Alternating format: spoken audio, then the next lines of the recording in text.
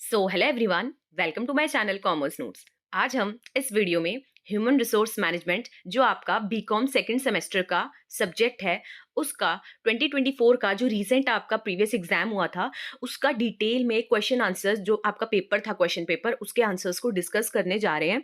Section A, section B, section C तीनों हम यहाँ वन बाय वन डिस्कस करेंगे। सेक्शन ए से आपको पता है 6 क्वेश्चंस आते हैं, ईच 5 मार्क्स होते हैं और आपको 4 करने होते हैं और 20 मार्क्स का ये होता है। एंड फिर सेक्शन बी और सी में आपको 4 क्वेश्चन आते हैं 15 मार्क्स के और आपको 2 करने होते हैं। बी से भी 2 करने होते हैं और सेक्शन सी से भी 2 करने होते हैं। दैट मीन्स 30 का वो रहता है। तो इस अकॉर्डिंग 80 मार्क्स का आपका क्या है क्वेश्चन पेपर है और वही हम यहाँ डिस्कस करेंगे। हम यहाँ पे सारे क्वेश्चंस करेंगे। लाइक अगर आपको सेक्शन ए में 6 आ रहे हैं तो हम 6 के 6 करेंगे क्योंकि उनमें से क्या है ये रिपीट होते हैं क्वेश्चंस और ये सारे वही क्वेश्चंस हैं जो कि रिपीट हुए हैं क्योंकि 2024 के टाइम पे जो वीडियोस बनी थी हमने ये ऑलरेडी सारे क्वेश्चंस किए थे उस टाइम पे और यही क्वेश्चंस आपको 2024 में आए थे। दैट मीन्स कि ये वो क्वेश्चंस हैं जो क्या हैं बहुत बार आए हैं।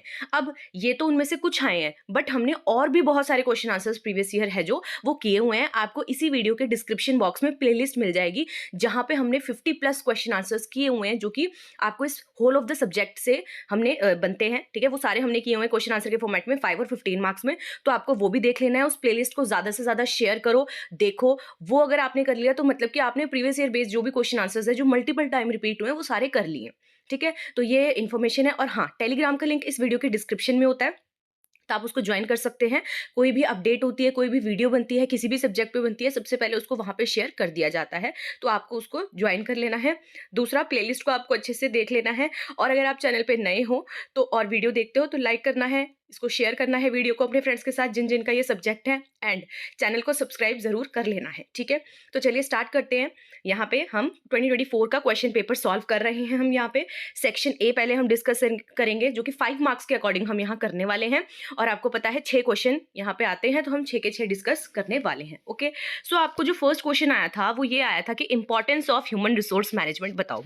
तो जो क्वेश्चन आया हम वही यहाँ पे क्या उसका आंसर देखेंगे कि ह्यूमन रिसोर्स मैनेजमेंट है, इसकी क्या इंपॉर्टेंस है वो हमें पूछी गई है। तो चलिए स्टार्ट करते हैं कि अगर आ जाएगा ये क्वेश्चन तो कैसे करना है।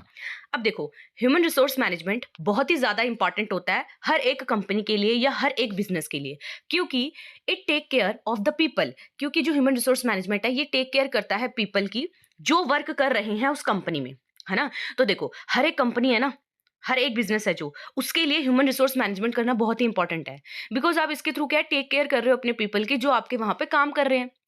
आप ह्यूमन रिसोर्स मैनेजमेंट क्या हेल्प करता है हायरिंग करने में, ठीक है, फिर अपने जो आपके एम्प्लॉयज हैं उनको ट्रेनिंग देने में और उनको मोटिवेट करने में और अपने एम्प्लॉयज को मैनेज करने में सो दैट वो आपके बिजनेस में आपकी कंपनी में अच्छे से काम कर सके, एफिशिएंटली काम कर सके और हैप्पी रह सके। ठीक है, तो वही हम इंपॉर्टेंस देखने वाले हैं वन बाय वन। तो आपको क्या है, जब ये क्वेश्चन आता है तो आपको पॉइंटर्स का पहले डायग्राम बनाना है, देन उनको क्या है एक्सप्लेन करके आओगे आप। ठीक है, तो स्टार्ट करते हैं। Importance of human resource management, तो पहला है आपका हायरिंग द राइट पीपल। देखो, जो ह्यूमन रिसोर्स मैनेजमेंट है ना ये आपकी हेल्प करता है सेलेक्ट करने में बेस्ट कैंडिडेट को आपके जॉब के लिए। एक बिजनेस है, उसमें कोई जॉब की वैकेंसी निकली है तो उस जॉब की वैकेंसी के लिए, उस पर्टिकुलर वैकेंसी के लिए बेस्ट पीपल कौन सा होने वाला है, ठीक है, बेस्ट एम्प्लॉय कौन सा होने वाला है, ये सेलेक्ट करने के लिए ह्यूमन रिसोर्स मैनेजमेंट क्या है आपकी बहुत ही ज्यादा हेल्प करता है, इसीलिए आपके लिए इंपॉर्टेंट है। ठीक है, एग्जाम्पल आप देख लो, हर एक पॉइंट के साथ आपको यहाँ एग्जाम्पल दिया है सो दैट आपको क्या है एग्जाम्पल्स अगर आप पढ़ते हो ना तो आपको पता लग जाता है और क्लैरिटी हो जाती है। जैसे एक स्कूल है, ठीक है, उसको जरूरत है टीचर्स की। ठीक है, सो जो एचआर होता है वो क्या है इंटरव्यू करेगा, है ना, बहुत सारे जो भी पोटेंशियल वहां पे आए हुए हैं कैंडिडेट्स। ठीक है, फिर उनमें से वो सिलेक्ट करेगा बेस्ट को जो उसको उसके अकॉर्डिंग क्या है उस वैकेंसी के अकॉर्डिंग सबसे अच्छा लगता है। ठीक है, सेकंड है ट्रेनिंग एंड डेवलपमेंट। जो एचआर होता है ना वो प्रोवाइड करता है ट्रेनिंग भी अपने एम्प्लॉयज को सो दैट वो इंप्रूव कर सके अपने स्किल। अब फॉर एग्जांपल देखो, बेसिक कोई चीज है वो सबको आती है बट उस कंपनी के अकॉर्डिंग उसको कैसे अप्लाई करना है उसके लिए ट्रेनिंग दी जाती है। तो वो कौन देता है, वो एचआर देता है। ठीक है, इसीलिए भी ह्यूमन रिसोर्स मैनेजमेंट क्या है इंपॉर्टेंट है। एग्जाम्पल, एक रेस्टोरेंट है वो ट्रेन कर रहा है न्यू शेफ को कि भाई कैसे डिलीशियस फूड बनाना है। अब ऐसा नहीं है कि जो शेफ है उसको डिलीशियस फूड बनाना नहीं आता होगा, आता होगा, बट उनके वहाँ क्या रिक्वायरमेंट है, उनके वहाँ का टेस्ट कैसा होता है, उनकी स्पेशलिटी क्या है, उस बेसिस पे कैसे बनाना है वो सिखाएंगे। ठीक है, फिर है third employee motivation and satisfaction. अब जो एचआर होते हैं ना वो इंश्योर करते हैं कि भाई जो हमारा एम्प्लॉय है वो हैप्पी रहे, ठीक है, मोटिवेट रहे, क्योंकि एक जो मोटिवेटेड एम्प्लॉय होता है वो बहुत ही अच्छा काम करता है, अपना बेस्ट देता है। ठीक है, और वो सेटिस्फाई रहता है। अब कैसे वो सेटिस्फाई रहेगा, मोटिवेट रहेगा, जब क्या है हमने उसको अच्छी सैलरी उसको ऑफर किया है, रिवॉर्ड्स मिल रहे हैं उसको, हेल्दी उसका वर्क इन्वायरमेंट है जहाँ वो काम कर रहा है, वहाँ प्रॉपरली सब हेल्थ जो भी सेफ्टी स्टैंडर्ड है वो क्या है प्रॉपर कर रखे हैं। तो भाई ये भी क्या है, ये कौन कर रहा है, एचआर, ठीक है। तो इसीलिए भी ह्यूमन रिसोर्स मैनेजमेंट क्या है, इंपॉर्टेंट है। एग्जाम्पल देख लो, एक कंपनी है वो ना हमेशा एम्प्लॉय ऑफ द मंथ देती है अपने वर्कर्स को, सो दैट वो इंकरेज हो कि हाँ भाई हमें भी मिल सकता है, हमें अपना बेस्ट परफॉर्मेंस देनी है, ठीक है। फिर है आपका फोर्थ पॉइंट, परफॉर्मेंस मैनेजमेंट। जो एचआर होता है वो रेगुलरली चेक करता है कि कैसे जो एम्प्लॉय है वो काम कर रहा है, और उसको उस बेसिस पे फीडबैक भी देता है कि अगर वो अच्छा कर रहा है तो बहुत अच्छी बात है, वो उसको और कैसे बढ़ाए, और अगर वो किसी एरिया में गलत कर रहा है या फिर ठीक नहीं कर रहा, तो एरिया ऑफ इंप्रूवमेंट उसकी क्या क्या है वो भी उसे बताया जाता है, ठीक है। एग्जाम्पल देखो, यहाँ एक सेल मैनेजर है, वो मॉनिटर करता है सेल्स परफॉर्मेंस को अपने एम्प्लॉयज की, एंड फिर उन्हें सजेस्ट भी करता है कि भाई और अच्छा कैसे कर सकते हो, और जो अच्छा कर रहा है तो उसको क्या डेफिनेटली वो और रिवॉर्ड देगा, ये सब। फिर है सॉल्विंग एम्प्लॉयज प्रॉब्लम। एचआर ना सुनते भी हैं एम्प्लॉयज की प्रॉब्लम अगर उनको कोई हो रही है, और उसको सॉल्व भी करते हैं टाइमली मैनर में। जैसे एक वर्कर है, उसे इशू हो रहा है वर्किंग आवर्स का, तो एचआर वहां पे क्या कहते हैं उसकी हेल्प करेगा, उसके साथ मिलकर उसकी प्रॉब्लम सॉल्व करेगा, ठीक है। फिर है लीगल कंप्लायंस। तो जो एचआर होते हैं वो क्या है, इंश्योर करते हैं कि जो कंपनी है वो फॉलो करे सारे के सारे जो भी लेबर लॉज होते हैं, सो दैट वो अवॉइड कर सके कोई भी लीगल मैटर होता है जो, ठीक है, इश्यूज अराइज हो सकते हैं, उन्हें अवॉइड कैसे कर सकते हो आप, पहले से ही वो सारी रूल्स रेगुलेशंस है जो उन्हें फॉलो करते हैं, ठीक है। तो इसलिए भी ह्यूमन रिसोर्स मैनेजमेंट इंपॉर्टेंट है, बिकॉज वो क्या है, ये इंश्योर करती हैं कि हमारी कंपनी में क्या है, सारे जो भी रूल्स रेगुलेशंस है लेबर लॉ के अकॉर्डिंग या कोई भी लॉ के अकॉर्डिंग जो उनकी कंपनी के ऊपर अप्लाई होते हैं, वो सारे के सारे क्या हैं, फॉलो हूँ, ठीक है, रिगार्डिंग ह्यूमन रिसोर्स मैनेजमेंट। फिर एग्जाम्पल देख लो, एक कंपनी है वो प्रोवाइड कर रही है लीव, है ना, बिकॉज ये रिक्वायर्ड होता है लॉ के द्वारा, ठीक है। अब है managing employees benefit. HR handle करता है सैलरी, बोनस, प्रमोशन, ये सारे कैसे मिलने वाले हैं या जो भी अदर बेनिफिट होते हैं। एग्जाम्पल, एक कंपनी है प्रोवाइड करती है हेल्थ इंश्योरेंस अपने एम्प्लॉयज के लिए, ठीक है। फिर है maintaining good work culture. HR build करता है एक फ्रेंडली और रिस्पेक्टफुल वर्क इन्वायरमेंट, जहाँ पे क्या हर बंदा क्या सेफ फील करे, सिक्योर फील करे, उसको अच्छा लगे, ठीक है। जैसे ऑर्गेनाइज एग्जाम्पल है, ऑर्गेनाइज किया team building activities so that employee feel करे कनेक्टेड एक दूसरे से, ठीक है। तो कंक्लूजन देखिए इसका, तो देखो एचआरएम ना is like the heart of the company, ये बहुत ही इंपॉर्टेंट है, ठीक है। अगर एम्प्लॉय हैप्पी रहेगा, ट्रेंड रहेगा, मोटिवेटेड रहेगा, तो भाई वो बहुत ही अच्छा काम करेगा, अपना बेस्ट देगा, और जिससे कंपनी ही ओवरऑल क्या है लॉन्ग टर्म में क्या है सक्सेस मिलेगी उसको, ठीक है, और वो ग्रो होती रहेगी। होप आपको क्वेश्चन नंबर 1 का आंसर समझ आया होगा, ठीक है। अब हम देखते हैं क्वेश्चन नंबर 2। तो क्वेश्चन नंबर 2 आपको आया था, टेक्निक्स बतानी थी आपको जॉब डिजाइन की, ठीक है। तो टेक्निक्स ऑफ जॉब डिजाइन आपको यहाँ एक्सप्लेन करना था, तो चलिए स्टार्ट करते हैं। Job design refers to structuring. सबसे पहले आप जॉब डिजाइन को थोड़ा सा एक्सप्लेन करोगे, उसके बाद उसकी टेक्निक्स पे आओगे डायग्राम बनाने के बाद। तो क्या बोल रहे हैं, जो जॉब डिजाइन होता है ना, इसका क्या मतलब है, job design refers to structuring the task, responsibility and work conditions to improve efficiency and employees satisfaction. कह रहे जॉब डिजाइन, देखो जॉब की डिजाइनिंग करना बेसिकली, कि डिजाइन आप किसी भी चीज का डिजाइन करते हो, तो इसमें क्या कर रहे हैं हम, जॉब का डिजाइन कर रहे हैं बेसिकली। कर कह रहे हैं हम, वो जो टास्क है ना उसको स्ट्रक्चर कर रहे हैं, वहां पर रिस्पॉन्सिबिलिटी को फिट कर रहे हैं, क्या वर्क कंडीशन होगी वो देख रहे हैं, सो दैट ना वो जो पर्सन उसमें काम करेगा उसकी एफिशिएंसी बढ़े, वो सेटिस्फाई रहे, ठीक है, उसको ये ना हो कि कंफ्यूजन हो रही है क्या है कैसे है, ठीक है, उसको सब पता हो। इसका गोल यही होता है हमारा कि भाई हमें जॉब को ना ज्यादा से ज्यादा एंगेजिंग बनाना है, इन्वॉल्वमेंट वाली बनाना है, प्रोडक्टिव बनाना है, एंड इस तरीके से बनाना है कि जो भी उसमें से क्या है, जो वहां काम कर रहा है और जो भी वो आउटपुट आ रहा है, वो हमारे ऑर्गेनाइजेशन के ऑब्जेक्टिव के अकॉर्डिंग क्या है, मैच होता हो, ठीक है। तो चलिए स्टार्ट करते हैं। सबसे पहले अब हम टेक्निक्स ऑफ जॉब डिजाइन, तो पहले आपको डायग्राम बना लेना है, लाइक उसमें जॉब इनलार्जमेंट लिखोगे, जॉब इनरिचमेंट लिखोगे, जॉब रोटेशन, टास्क सिग्निफिकेंस, ठीक है, autonomy in the job design and work simplification, flexible work design. तो ये क्या है, पहले आप डायग्राम बनाओगे, उसके बाद इनको 1 बाय 1 के आप एक्सप्लेन करने वाले हो। तो चलिए स्टार्ट करते हैं। सबसे पहले जॉब इनलार्जमेंट, इसमें क्या होता है, एक्सपैंड करना नंबर ऑफ टास्क को जॉब में, सो दैट रिड्यूस हो सके, जो भी किया है, अगर वो पर्सन वो बार बार काम करके मान लो बोर हो रहा है, तो उसको क्या है हमने उसके जो टास्क थे वो बढ़ा दिए, ठीक है। एग्जाम्पल देखो और अच्छे से समझ आएगा। एक वर्कर है, वो फैक्ट्री में क्या है असेंबल करता था पार्ट्स को, ठीक है, तो उसको और अलग टाइप का काम दे दिया, क्या कि अब आप क्वालिटी चेकिंग भी कर लो, सो दैट आपका जो वर्क है वो क्या है थोड़ा एंगेजिंग हो जाए। ये नहीं है कि हाँ आपको है कि यार यही काम करना है, नहीं, आपको थोड़ा नया मिला तो आपको नया सीखने को भी मिल जाएगा, और क्या ऐसे जो बोर होता था बार बार रेपिटेटिव वर्क करने में वो भी हट जाएगा, ठीक है। तो इंटरेस्टिंग हो जाएगा बेसिकली, ये कह सकते हैं। फिर जॉब इनरिचमेंट, इसमें क्या आप ज्यादा रिस्पॉन्सिबिलिटी ऐड कर देते हो, डिसीजन मेकिंग अथॉरिटी भी दे देते हो सामने वाले को, सो दैट जो जॉब है वो क्या ज्यादा से ज्यादा मीनिंगफुल हो जाए, तो इनरिचमेंट कर दिया आपने उसका, ठीक है। Instead of just taking orders, restaurant, जैसे फॉर एग्जाम्पल एक पर्सन है, वो क्या है वो लेता था, ऑर्डर ही लेता था, ठीक है?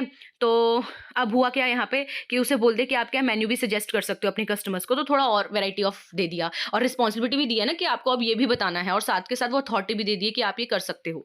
फिर है जॉब रोटेशन। जॉब रोटेशन मतलब एम्प्लॉय को क्या है, अलग-अलग जॉब्स में क्या है आप स्विच करो रेगुलरली कुछ-कुछ इंटरवल में, सो दैट वो नई-नई स्किल्स को सीख सके और वही जो रेपिटेटिव टास्क होता है, बोर वाला जो होता है वो क्या है, हटे। ठीक है? जैसे एक बैंक एम्प्लॉयी है, वो वर्क कर रहा है पहले 3 महीने कैशियर में, ठीक है? फिर उसको क्या है लोन डिपार्टमेंट में डाला जा रहा है, तो ऐसे अलग-अलग जगह पे करके उसको क्या है बहुत सारी नॉलेज भी मिलेगी, अलग-अलग स्किल्स भी वो सीखेगा।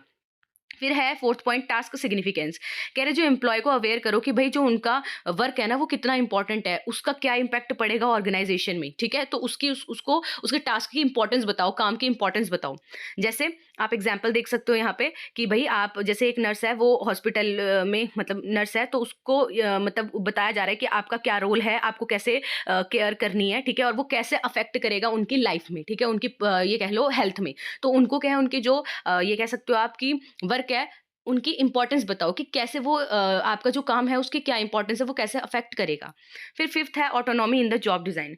एम्प्लॉयज है जो उनको थोड़ा कंट्रोल दो उनके वर्क के अकॉर्डिंग, ठीक है? थोड़ा सा वो मान लो अपने अकॉर्डिंग भी थोड़ा सा एडजस्ट कर सके, डिसीजन मेकिंग कर सके, ठीक है? कैसे उन्होंने काम कंप्लीट करना है वो उनके हाथ में हो, ठीक है?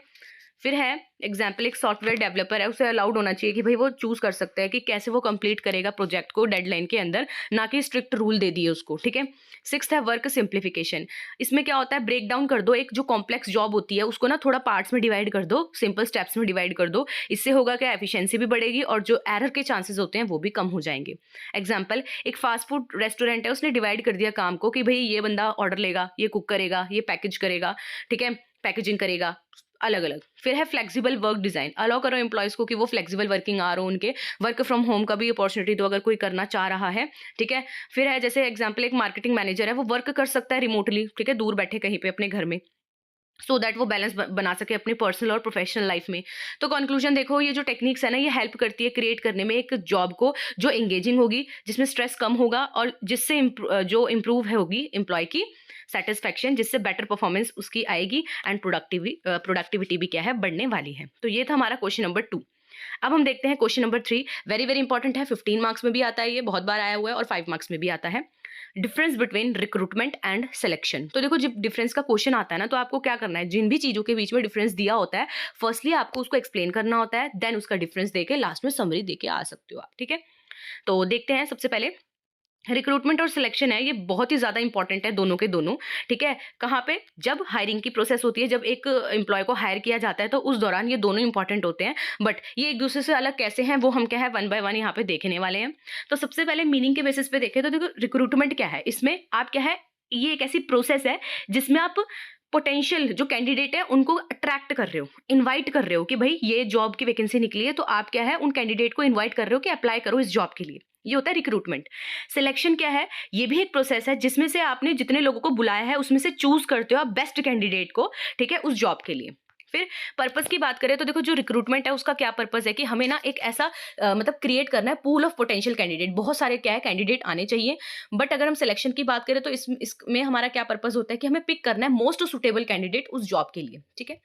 फिर प्रोसेस टाइप की बात करें रिक्रूटमेंट में तो ये पॉजिटिव प्रोसेस होती है, क्योंकि इसमें ज्यादा से ज्यादा लोगों को क्या है इनकरेज किया जाता है कि आप क्या करो, अप्लाई करो, ठीक है?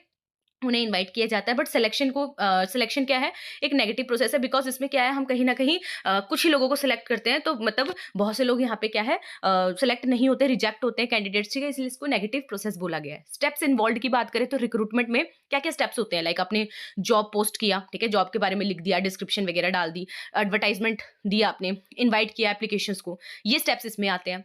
और सिलेक्शन में स्क्रीनिंग किया, इंटरव्यू आ गया, ठीक है, बैकग्राउंड चेक किया, ये सारा क्या है, टेस्ट ले लिया उनका, तो ये सारा क्या आता है सिलेक्शन में। टाइम रिक्वायर्ड की बात करें तो जो हमारा रिक्रूटमेंट होता है इसमें कम टाइम लगता है, बिकॉज इसमें क्या आपको इनवाइट करना है कैंडिडेट्स को। बट अगर सिलेक्शन की बात करें तो यहाँ पे थोड़ा ज्यादा टाइम लग जाता है, बिकॉज यहाँ पे क्या डिटेल इवेल्युएशन होती है उस एम्प्लॉय की, इंटरव्यू से लेके प्रॉपर, ठीक है? तो ये सारा थोड़ा टाइम लगता है इसमें। फिर है कॉस्ट इन्वॉल्व की बात करें तो जो हमारा रिक्रूटमेंट होता है उसमें कंपैरेटिवली लो कॉस्ट लगती है, बट जो हमारी सिलेक्शन होती है उसमें कॉस्ट ज्यादा लगती है, बिकॉज इसमें टेस्ट इंटरव्यू सब होते हैं। आउटकम की बात करें तो जो हमारी रिक्रूटमेंट है इसमें लार्ज नंबर ऑफ एप्लीकेंट आपके पास आते हैं, ठीक है? एप्लीकेंट्स बहुत सारे होते हैं आपके पास, और अगर हम सिलेक्शन की बात करें तो उसका आउटकम क्या निकलता है कि आप उसमें से क्या है फ्यू कैंडिडेट्स को सिलेक्ट करते हो उस वैकेंसी के लिए जितनी भी वैकेंसी थी। एग्जाम्पल देखें तो जैसे रिक्रूटमेंट, एक कंपनी है उसने पोस्ट किया जॉब, है ना, जॉब एडवर्टाइजमेंट एंड रिसीव किए उसने कि इतने लोगों ने अप्लाई किया। बट अगर हम सिलेक्शन की बात करें तो कंपनी ने फिर शॉर्टलिस्ट किए उनमें से 10 कैंडिडेट्स और उनका इंटरव्यू किया और हायर किया उनमें से भी बेस्ट वन को। तो कंक्लूजन देखें तो जो रिक्रूटमेंट है इसमें क्या कर रहे हो, आप अट्रैक्ट कर रहे हो बहुत सारे कैंडिडेट्स को, और जो सिलेक्शन है उसमें आप चूज कर रहे हो राइट वन को अपने जॉब के लिए। दोनों नेसेसरी है अगर आपको हायर करना है स्किल्ड एम्प्लॉयज को। ठीक है, तो होप आपको ये क्वेश्चन भी क्लियर हुआ होगा। अब हम देखते हैं क्वेश्चन नंबर 4 जो कि आपको आया था, how to make performance appraisal effective. Very very important question. Performance appraisal वाला ना चैप्टर इस चैनल पे हमने किया हुआ है डिटेल में। इस चैप्टर से भी जितने क्वेश्चंस बनते हैं वो सारे हमने किए हैं, तो आपको उसको देख लेना है। आप प्लेलिस्ट देखो, आपको बहुत सारे उसमें से इस सब्जेक्ट से रिलेटेड कंटेंट मिल जाएगा जो कि आपके लिए बहुत यूजफुल होगा। ठीक है, तो अभी हमारा क्वेश्चन क्या है यहाँ पे कि भाई हमें बताना है कि कैसे परफॉर्मेंस अप्रेजल किया जाता है उसको और अच्छे से आप कर सकते हो या इफेक्टिव कर सकते हो। ठीक है, तो चलिए, परफॉर्मेंस अप्रेजल एक ऐसी प्रोसेस है जिसमें आप ना इवेल्युएट करते हो, जानते हो अपने एम्प्लॉय की परफॉर्मेंस को, और फिर उसके बाद जो भी आपने इवेल्युएट किया उसके बेसिस पे आप उसी एम्प्लॉय को फीडबैक दे देते हो, बताते हो कि भाई तेरी ये स्ट्रेंथ है और ये एरिया ऑफ इम्प्रूवमेंट है, और उसे सजेस्ट भी करते हैं हम कि ऐसे आप इसको इम्प्रूव कर सकते हो। इससे क्या है, टू मेक इट इफेक्टिव, अब हमें इसको इफेक्टिव बनाना है और अच्छे से बनाना है। तो कुछ पॉइंट्स है जो कि हमें ध्यान में रखने चाहिए। पहला, set clear goals and expectation. कह रहे जो एम्प्लॉय है ना, शुड नो, उसे पता होना चाहिए कि उससे एक्सपेक्ट क्या किया जा रहा है। जब उसको पता होगा ना कि हम उससे ये एक्सपेक्ट किया जा रहा है तो वो उस अकॉर्डिंग परफॉर्म करेगा। एग्जाम्पल, एक सेल्स एग्जीक्यूटिव है, उसको पता होना चाहिए क्लियर टारगेट क्या है उसका, लाइक उसको 5 लाख की जो है पर मंथ सेल करनी है, तो उसका ये टारगेट है, उसे पता होना चाहिए क्लियर।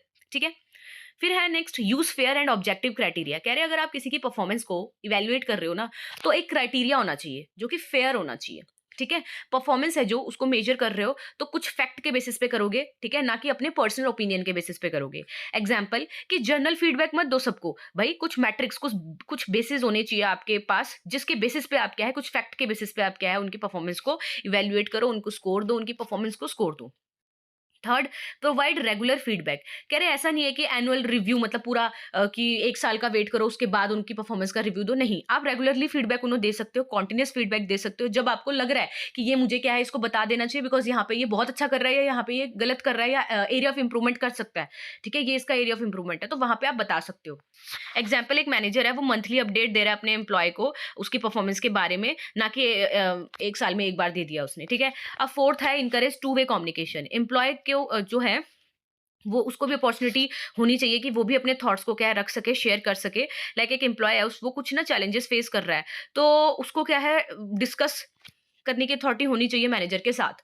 ठीक है, फिर है यूज मल्टीपल इवेल्युएशन मेथड। कह रहे आपको कंबाइन करना चाहिए बहुत सारे जो मेथड्स हैं उन सब के बेसिस पे आपको क्या है परफॉर्मेंस अप्रेजल करनी चाहिए। परफॉर्मेंस अप्रेजल के मेथड्स होते हैं लाइक 360 डिग्री अप्रेजल, बहुत सारे होते हैं। ठीक है, तो उन सबको क्या है आप यूज करो, ऐसा नहीं किसी एक को यूज किया। जैसे सेल्फ इवेल्युएशन होता है, ठीक है, सुपीरियर इवेल्युएशन होता है फेयर असेसमेंट करने के लिए, तो ये सारे के सारे आप यूज कर सकते हो। एग्जाम्पल, एक टीचर की परफॉर्मेंस है, अगर आपको इवेल्युएट करनी है तो आप स्टूडेंट का फीडबैक लो, प्रिंसिपल का रिव्यू लो, सेल्फ असेसमेंट पूछो उससे। ठीक है, तो ऐसे बहुत सारे क्या मेथड्स का कंबाइन यूज करो, इससे भी परफॉर्मेंस अप्रेजल अच्छी होती है। फिर है फोकस ऑन एम्प्लॉयज डेवलपमेंट। कह रहे परफॉर्मेंस अप्रेजल ना इस तरीके से करना चाहिए कि भाई उनको इंप्रूवमेंट के बारे में बताना है, ये नहीं है कि उनको बस उनकी वीकनेस के बारे में बताओ, आपको उन्हें ये बताना है कि इसको कैसे सजेस्ट करना है कि कैसे आप इसको इंप्रूव करोगे। एग्जाम्पल, मान लो एक एम्प्लॉय है, ठीक है, तो उसके अंदर लीडरशिप स्किल्स नहीं है तो कंपनी उसको ऑफर करेगी लीडरशिप ट्रेनिंग। ठीक है, फिर 7th पॉइंट है recognise and reward good performance. कह रहे हैं कि अगर जैसे परफॉर्मेंस अप्रेजल किया आपने और कोई जो पर्सन है उसने बहुत ही अच्छा परफॉर्म किया है तो आपको वहां पे उसकी मोटिवेशन को बूस्ट करने के लिए ना और प्रोडक्टिविटी को बढ़ाने के लिए अप्रिशिएट करो उसका वर्क। ठीक है, जैसे यहाँ पे लिखा है कंपनी है वो देती है best employee of the month reward, ठीक है, अवार्ड या फिर बोनस दे देती है जिसने बहुत ही एक्सीलेंट वर्क किया है उस मंथ में। फिर 8th पॉइंट है मेंटेन कॉन्फिडेंशियलिटी एंड ट्रांसपेरेंसी।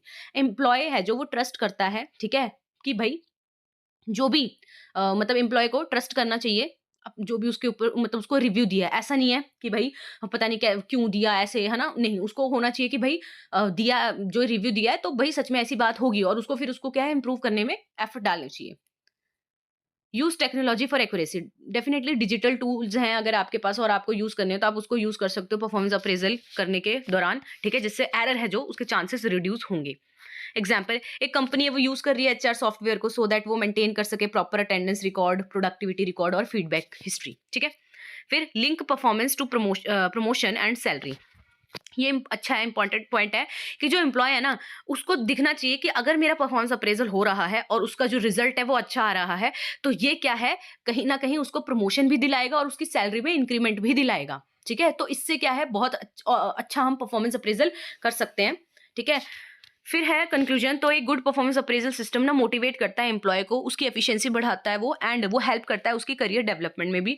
अगर आप रेगुलर और फेयर तरीके से कंस्ट्रक्टिव फीडबैक कर रहे हो तो ये जो प्रोसेस है ये बहुत ही ज्यादा सक्सेसफुल होती है।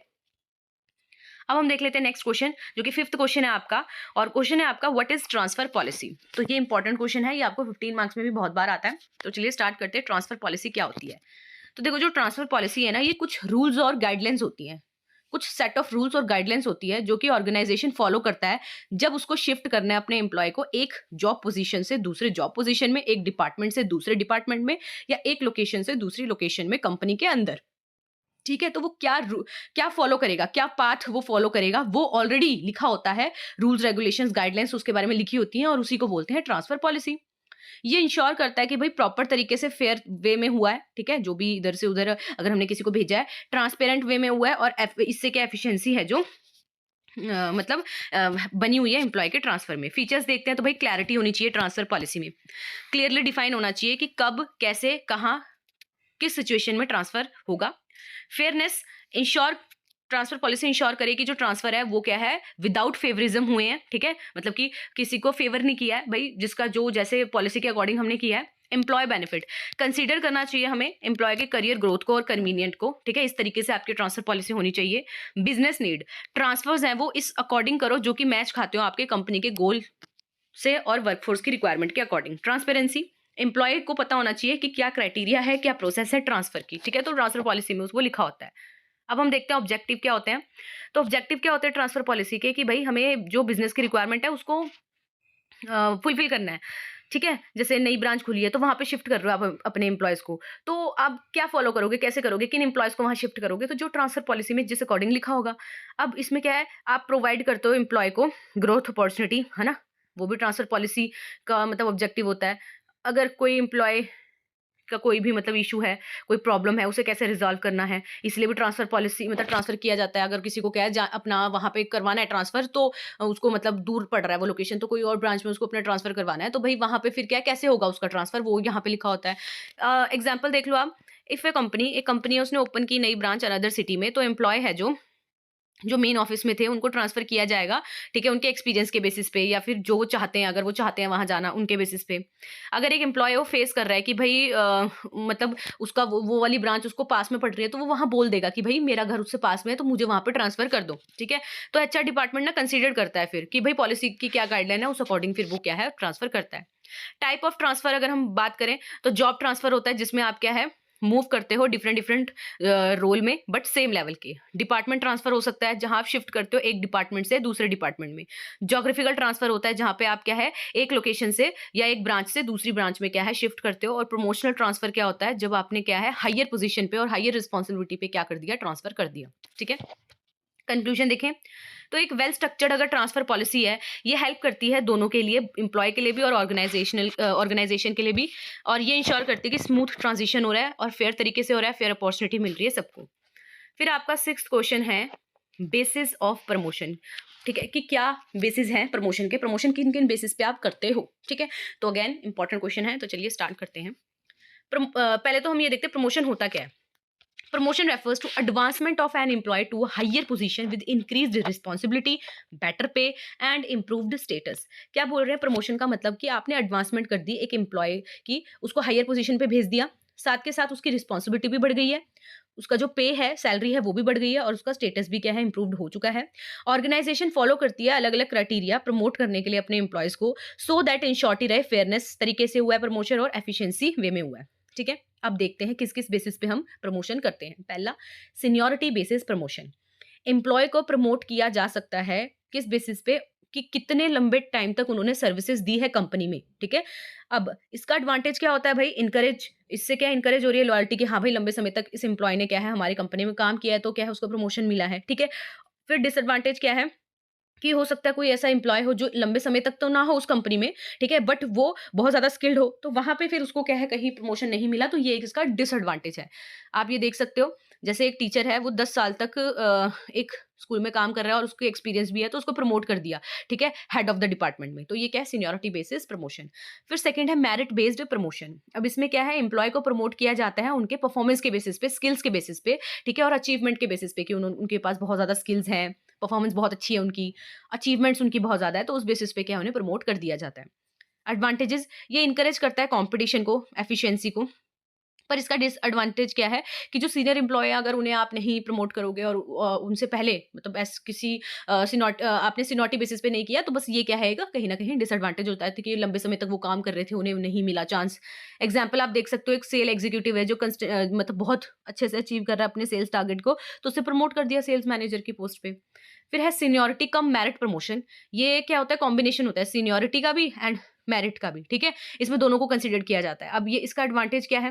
भई इसमें बैलेंस बना रहे हैं हम, फेयरनेस भी और एफिशिएंसी भी देखी जाए। डिसएडवांटेज क्या है? स्टिल कॉन्फ्लिक्ट हो सकता है कि भई किस मतलब कि दोनों को फिर ना वो करना कि भई सीनियरिटी भी है और फिर स्किल्ड भी है, दोनों को देखना, किस क्राइटेरिया के बेसिस पे देखना। फिर एग्जाम्पल देख लो आप कि एक बैंक है वो कंसीडर कर रहा है दोनों चीज़ें कि एम्प्लॉयी का एक्सपीरियंस भी देखना है हमने और उनकी परफॉर्मेंस भी देखनी है उनको प्रमोट करने से पहले। फिर है educational and professional qualifications based promotion. यहाँ उन एम्प्लॉय को प्रमोट किया जाएगा जिनकी हायर एजुकेशनल क्वालिफिकेशन है और जिनके पास बहुत ज़्यादा एडिशनल सर्टिफिकेट्स हैं, उन्हें प्रमोट कर दिया जाएगा। एडवांटेज क्या है? इससे एम्प्लॉय इनकरेज होगा कि भाई मैंने मतलब कि स्किल्स को और बढ़ाना है क्योंकि उस बेसिस पे क्या है ये प्रमोट कर रहे हैं। डिसएडवांटेज क्या है कि मान लो किसी को प्रैक्टिकल एक्सपीरियंस है तो वो चीज़ यहाँ पे नहीं देखी गई, ठीक है? फिर कंपिटेंसी बेस्ड प्रमोशन, एम्प्लॉय को प्रमोट करो उनकी लीडरशिप के बेसिस पे, अगर उनके पास लीडरशिप क्वालिटी बहुत अच्छी है, प्रॉब्लम सॉल्विंग एबिलिटी उनके अंदर बहुत अच्छी है, टीम वर्क एबिलिटी बहुत अच्छी है, तो उन्हें क्या है आप प्रमोट कर सकते हो। एडवांटेज क्या है? इससे इंश्योर होता है कि भाई कैपेबल लीडर्स क्या है की पोजीशंस पे बैठें। और डिसएडवांटेज क्या है कि कैसे आप ये देखोगे, ये सब्जेक्टिव होता है इवैल्यूएट करना कॉम्पिटेंसी को। फिर है वैकेंसी बेस्ड प्रमोशन। प्रमोशन इसमें तब होगी जब क्या है हायर पोजीशन पे वैकेंसी आएगी, ठीक है? इससे ये इंश्योरिटी रहती है स्टेबिलिटी है वर्कफोर्स में। एंड डिसएडवांटेज क्या है? एम्प्लॉय को वेट करना पड़ता है लंबे टाइम तक प्रमोशन के लिए, जब वैकेंसी अराइज होगी तभी क्या है उसको प्रमोशन मिलेगी। तो कंक्लूजन देख ले हम, तो क्या बोला है कि जो बेसिस ऑफ प्रमोशन है ना ये वेरी करते हैं ऑर्गेनाइजेशन टू ऑर्गेनाइजेशन, और ऑर्गेनाइजेशन कौन सी किस बेसिस को यूज कर रही है वो भी उस पर डिपेंड करता है। जो भी है पर फेयर और ट्रांसपेरेंट प्रमोशन पॉलिसी होनी चाहिए जो कि मोटिवेट करे एम्प्लॉयज को और उनकी जो परफॉर्मेंस है वो क्या है इंप्रूव हो, उनकी प्रोडक्टिविटी इंप्रूव हो। तो ये थे हमारा क्वेश्चन आंसर, 6 के 6 क्वेश्चन आंसर हमने कर लिए हैं डिटेल में आंसर्स के साथ, और मैंने आपको बताया कैसे आपको अटेम्प्ट भी करना होता है। तो सेक्शन ए हमने यहाँ पे कर लिया है खत्म, जिसमें हमने 6 क्वेश्चन किए, 5-5 मार्क्स के किए, और आपको ये सारे के सारे 6 क्वेश्चन अच्छे से कर लेने हैं, ठीक है? अब हम करेंगे अपना सेक्शन बी, जिसमें 4 क्वेश्चंस आते हैं आपके, ठीक है? तो सेक्शन बी यहाँ करने वाले हैं हम, जिसमें आपको 4 क्वेश्चंस आते हैं, 15 मार्क्स के होते हैं, 4 के 4, और आपको 2 करने होते हैं और 30 मार्क्स का ये होता है। तो हम यहाँ 4 के 4 डिस्कस करेंगे, तो आपको अच्छे से कर लेना है। देखो, आपको वहाँ तो 2 करने होते हैं, बट आपको यहाँ जब 4 करने पड़ेंगे कि अगर अभी के 2 कर लिए, तो वो जो बाकी के हैं, क्योंकि वो चारों रिपीटेड क्वेश्चन है, ठीक है? तो आपको अच्छे से कर लेना है।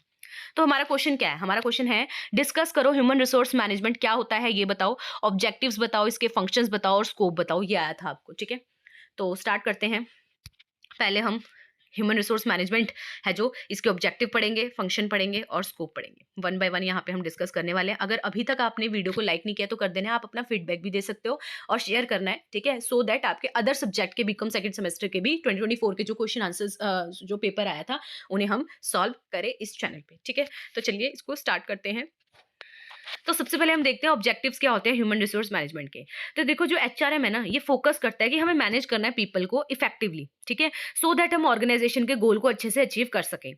अब इसके की ऑब्जेक्टिव्स होते हैं जो कि हम वन बाय वन डिस्कस करेंगे। पहला है ऑर्गेनाइजेशनल ऑब्जेक्टिव्स। इसके अंदर क्या आता है? इसमें हमें इंश्योर करना होता है कि जो वर्क फोर्स है उसकी एफिशिएंसी क्या है, बड़ी रहे, ठीक है? तो राइट पीपल हमें राइट जॉब के लिए चाहिए होते हैं। पहला ये ऑब्जेक्टिव होता है। दूसरा कि हमें एम्प्लॉय को ट्रेन करना है, डेवलप करना है अपने एम्प्लॉय को। एंड तीसरा है हमें ना प्रमोट करना है टीम वर्क को और कोलैबोरेशन को अपने वर्क प्लेस पे। तो ये क्या होता है उसके ऑर्गेनाइजेशन ऑब्जेक्टिव के अंदर आ जाता है, ठीक है?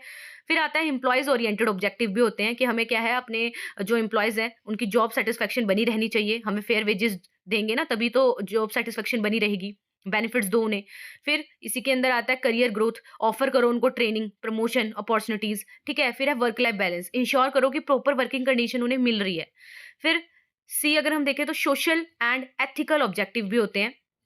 इसमें क्या होता है कि आपको सारे के सारे लेबर लॉज को फॉलो करना होता है जो भी गवर्नमेंट ने रेगुलेशंस बनाई हैं। फिर आपको कॉर्पोरेट सोशल रिस्पॉन्सिबिलिटी भी देखना होता है, ठीक है। फिर एम्प्लॉयज वेलबिंग इंश्योर करना होता है कि जो सेफ्टी और हेल्थ मेजर क्या है बने हुए हैं। तो ये हमने ऑब्जेक्टिव पढ़े कि ऑब्जेक्टिव हमने 3 उसमें पढ़ लिए कि भाई ऑर्गेनाइजेशन के प्रति भी ऑब्जेक्टिव होते हैं ह्यूमन रिसोर्स मैनेजमेंट के, एम्प्लॉय ओरिएंटेड ऑब्जेक्टिव भी होते हैं और सोशल एंड एथिकल ऑब्जेक्टिव भी उनके होते हैं। अब हम बात कर लेते हैं फंक्शंस ऑफ एचआरएम की।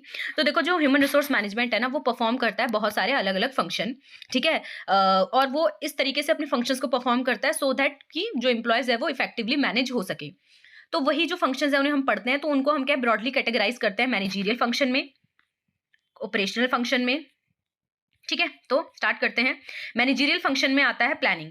इसमें जो ह्यूमन रिसोर्स मैनेजमेंट है उसका ये फंक्शन है कि भाई वो एस्टिमेट करता है कि कितनी वर्कफोर्स रिक्वायर्ड है हमारी कंपनी को फ्यूचर में। फिर आता है ऑर्गेनाइजिंग, जिसमें वो रोल डिफाइन करता है उस पोस्ट के लिए, रिस्पॉन्सिबिलिटीज क्या होंगी वो बताता है। डायरेक्टिंग में वो मोटिवेट करता है एम्प्लॉयज को, भाई कैसे क्या है उनका, ये भी ह्यूमन रिसोर्स मैनेजमेंट का ये भी फंक्शन है ना कि वो मोटिवेट करेंगे एम्प्लॉयज को, गाइड करेंगे उनको। कंट्रोलिंग में वो ये देखते हैं भाई कि एम्प्लॉयज की परफॉर्मेंस को इवेल्युएट करो, उसको फीडबैक दो और ये कंफर्म करो कि सब पॉलिसी के अकॉर्डिंग हो। फिर ऑपरेशनल फंक्शन आते हैं जिसमें रिक्रूटमेंट एंड सिलेक्शन आता है। ह्यूमन रिसोर्स मैनेजमेंट हायर करता है, इसमें देखते हैं कि भाई हम हायर करें स्किल्ड एम्प्लॉयज को, ठीक है। ट्रेनिंग एंड डेवलपमेंट देखते हैं, ह्यूमन रिसोर्स मैनेजमेंट ये भी परफॉर्म करता है कि लाइक जो एम्प्लॉयज हैं उनको प्रॉपर ट्रेनिंग दी जाए, उनके डेवलपमेंट में काम किया जाए। फिर आता है परफॉर्मेंस अप्रेजल, इसमें हम इवेल्युएट करते हैं, ठीक है, एम्प्लॉय को उसके परफॉर्मेंस के बेसिस पे उसको रिवॉर्ड देते हैं। फिर है कंपनसेशन मैनेजमेंट, इसमें हम प्रोवाइड करते हैं एक फेयर सैलरी और बेनिफिट अपने एम्प्लॉयज को। नेक्स्ट है एम्प्लॉयज वेलफेयर एंड सेफ्टी, इसमें हम ये इंश्योर करते हैं कि हेल्दी वर्क एनवायरनमेंट हो। तो ये भी जो काम है ये भी ह्यूमन रिसोर्स मैनेजमेंट का होता है कि आपको देखना है। फिर है इंडस्ट्रियल रिलेशन, तो ह्यूमन रिसोर्स मैनेजमेंट है जो वो मेंटेन करके रखता है हार्मनी एम्प्लॉयज के बीच में और मैनेजमेंट के बीच में। फिर आपसे इस क्वेश्चन में पूछा था स्कोप क्या है ह्यूमन रिसोर्स मैनेजमेंट के, तो स्कोप के अंदर वो सब आ जाता है जो क्या है ह्यूमन रिसोर्स मैनेजमेंट का जो स्कोप है, मतलब क्या क्या किस किस एरिया में वो काम करता है, क्या क्या उसके अंदर आता है। तो ह्यूमन रिसोर्स मैनेजमेंट कवर करता है बहुत सारे एस्पेक्ट एम्प्लॉय के मैनेजमेंट के। तो जिसमें सबसे पहले हम देखते हैं कि इसमें ह्यूमन रिसोर्स प्लानिंग आती है। ह्यूमन रिसोर्स मैनेजमेंट क्या है, ह्यूमन रिसोर्स प्लानिंग करता है जिसमें वो फोरकास्ट करता है वर्क फोर्स की नीड्स को, ठीक है। फिर वो मैनेज करता है टैलेंट को कि कैसे क्या है, कैसे एक्वायर करना है टैलेंट, लेके आना है, फिर कैसे उन्हें मेंटेन करके रखना है, कैसे रिटेन करके रखना है अपने ऑर्गेनाइजेशन के अंदर। फिर आता है जॉब डिजाइन एंड एनालिसिस, अब इसमें क्या होता है हम डिफाइन करते हैं जॉब रोल क्या होगा, रिस्पॉन्सिबिलिटी क्या होगी, कितनी स्किल्स रिक्वायर्ड हैं हर एक जॉब के लिए। फिर आता है एम्प्लॉय रिलेशन, इसमें हम कॉन्फ्लिक्ट है तो उसको क्या रिजॉल्व करते हैं, प्रमोट करते हैं टीम वर्क को, ठीक है। कंपनसेशन एंड बेनिफिट्स ये भी आता है इसमें इसमें हम डिजाइन करते हैं सैलरी स्ट्रक्चर क्या होगा, इंसेंटिव क्या होंगे, ठीक है। मैनेज करते हैं पेंशन और इंश्योरेंस पॉलिसी को। फिर है ट्रेनिंग एंड डेवलपमेंट, ये भी इसके स्कोप के अंदर आता है कि हमें कंडक्ट करनी है वर्कशॉप, स्किल बिल्डिंग प्रोग्राम्स लाने हैं, है ना, ट्रेनिंग देनी है जिसको रिक्वायर्ड है, लीडरशिप एंड करियर डेवलपमेंट करवाना है।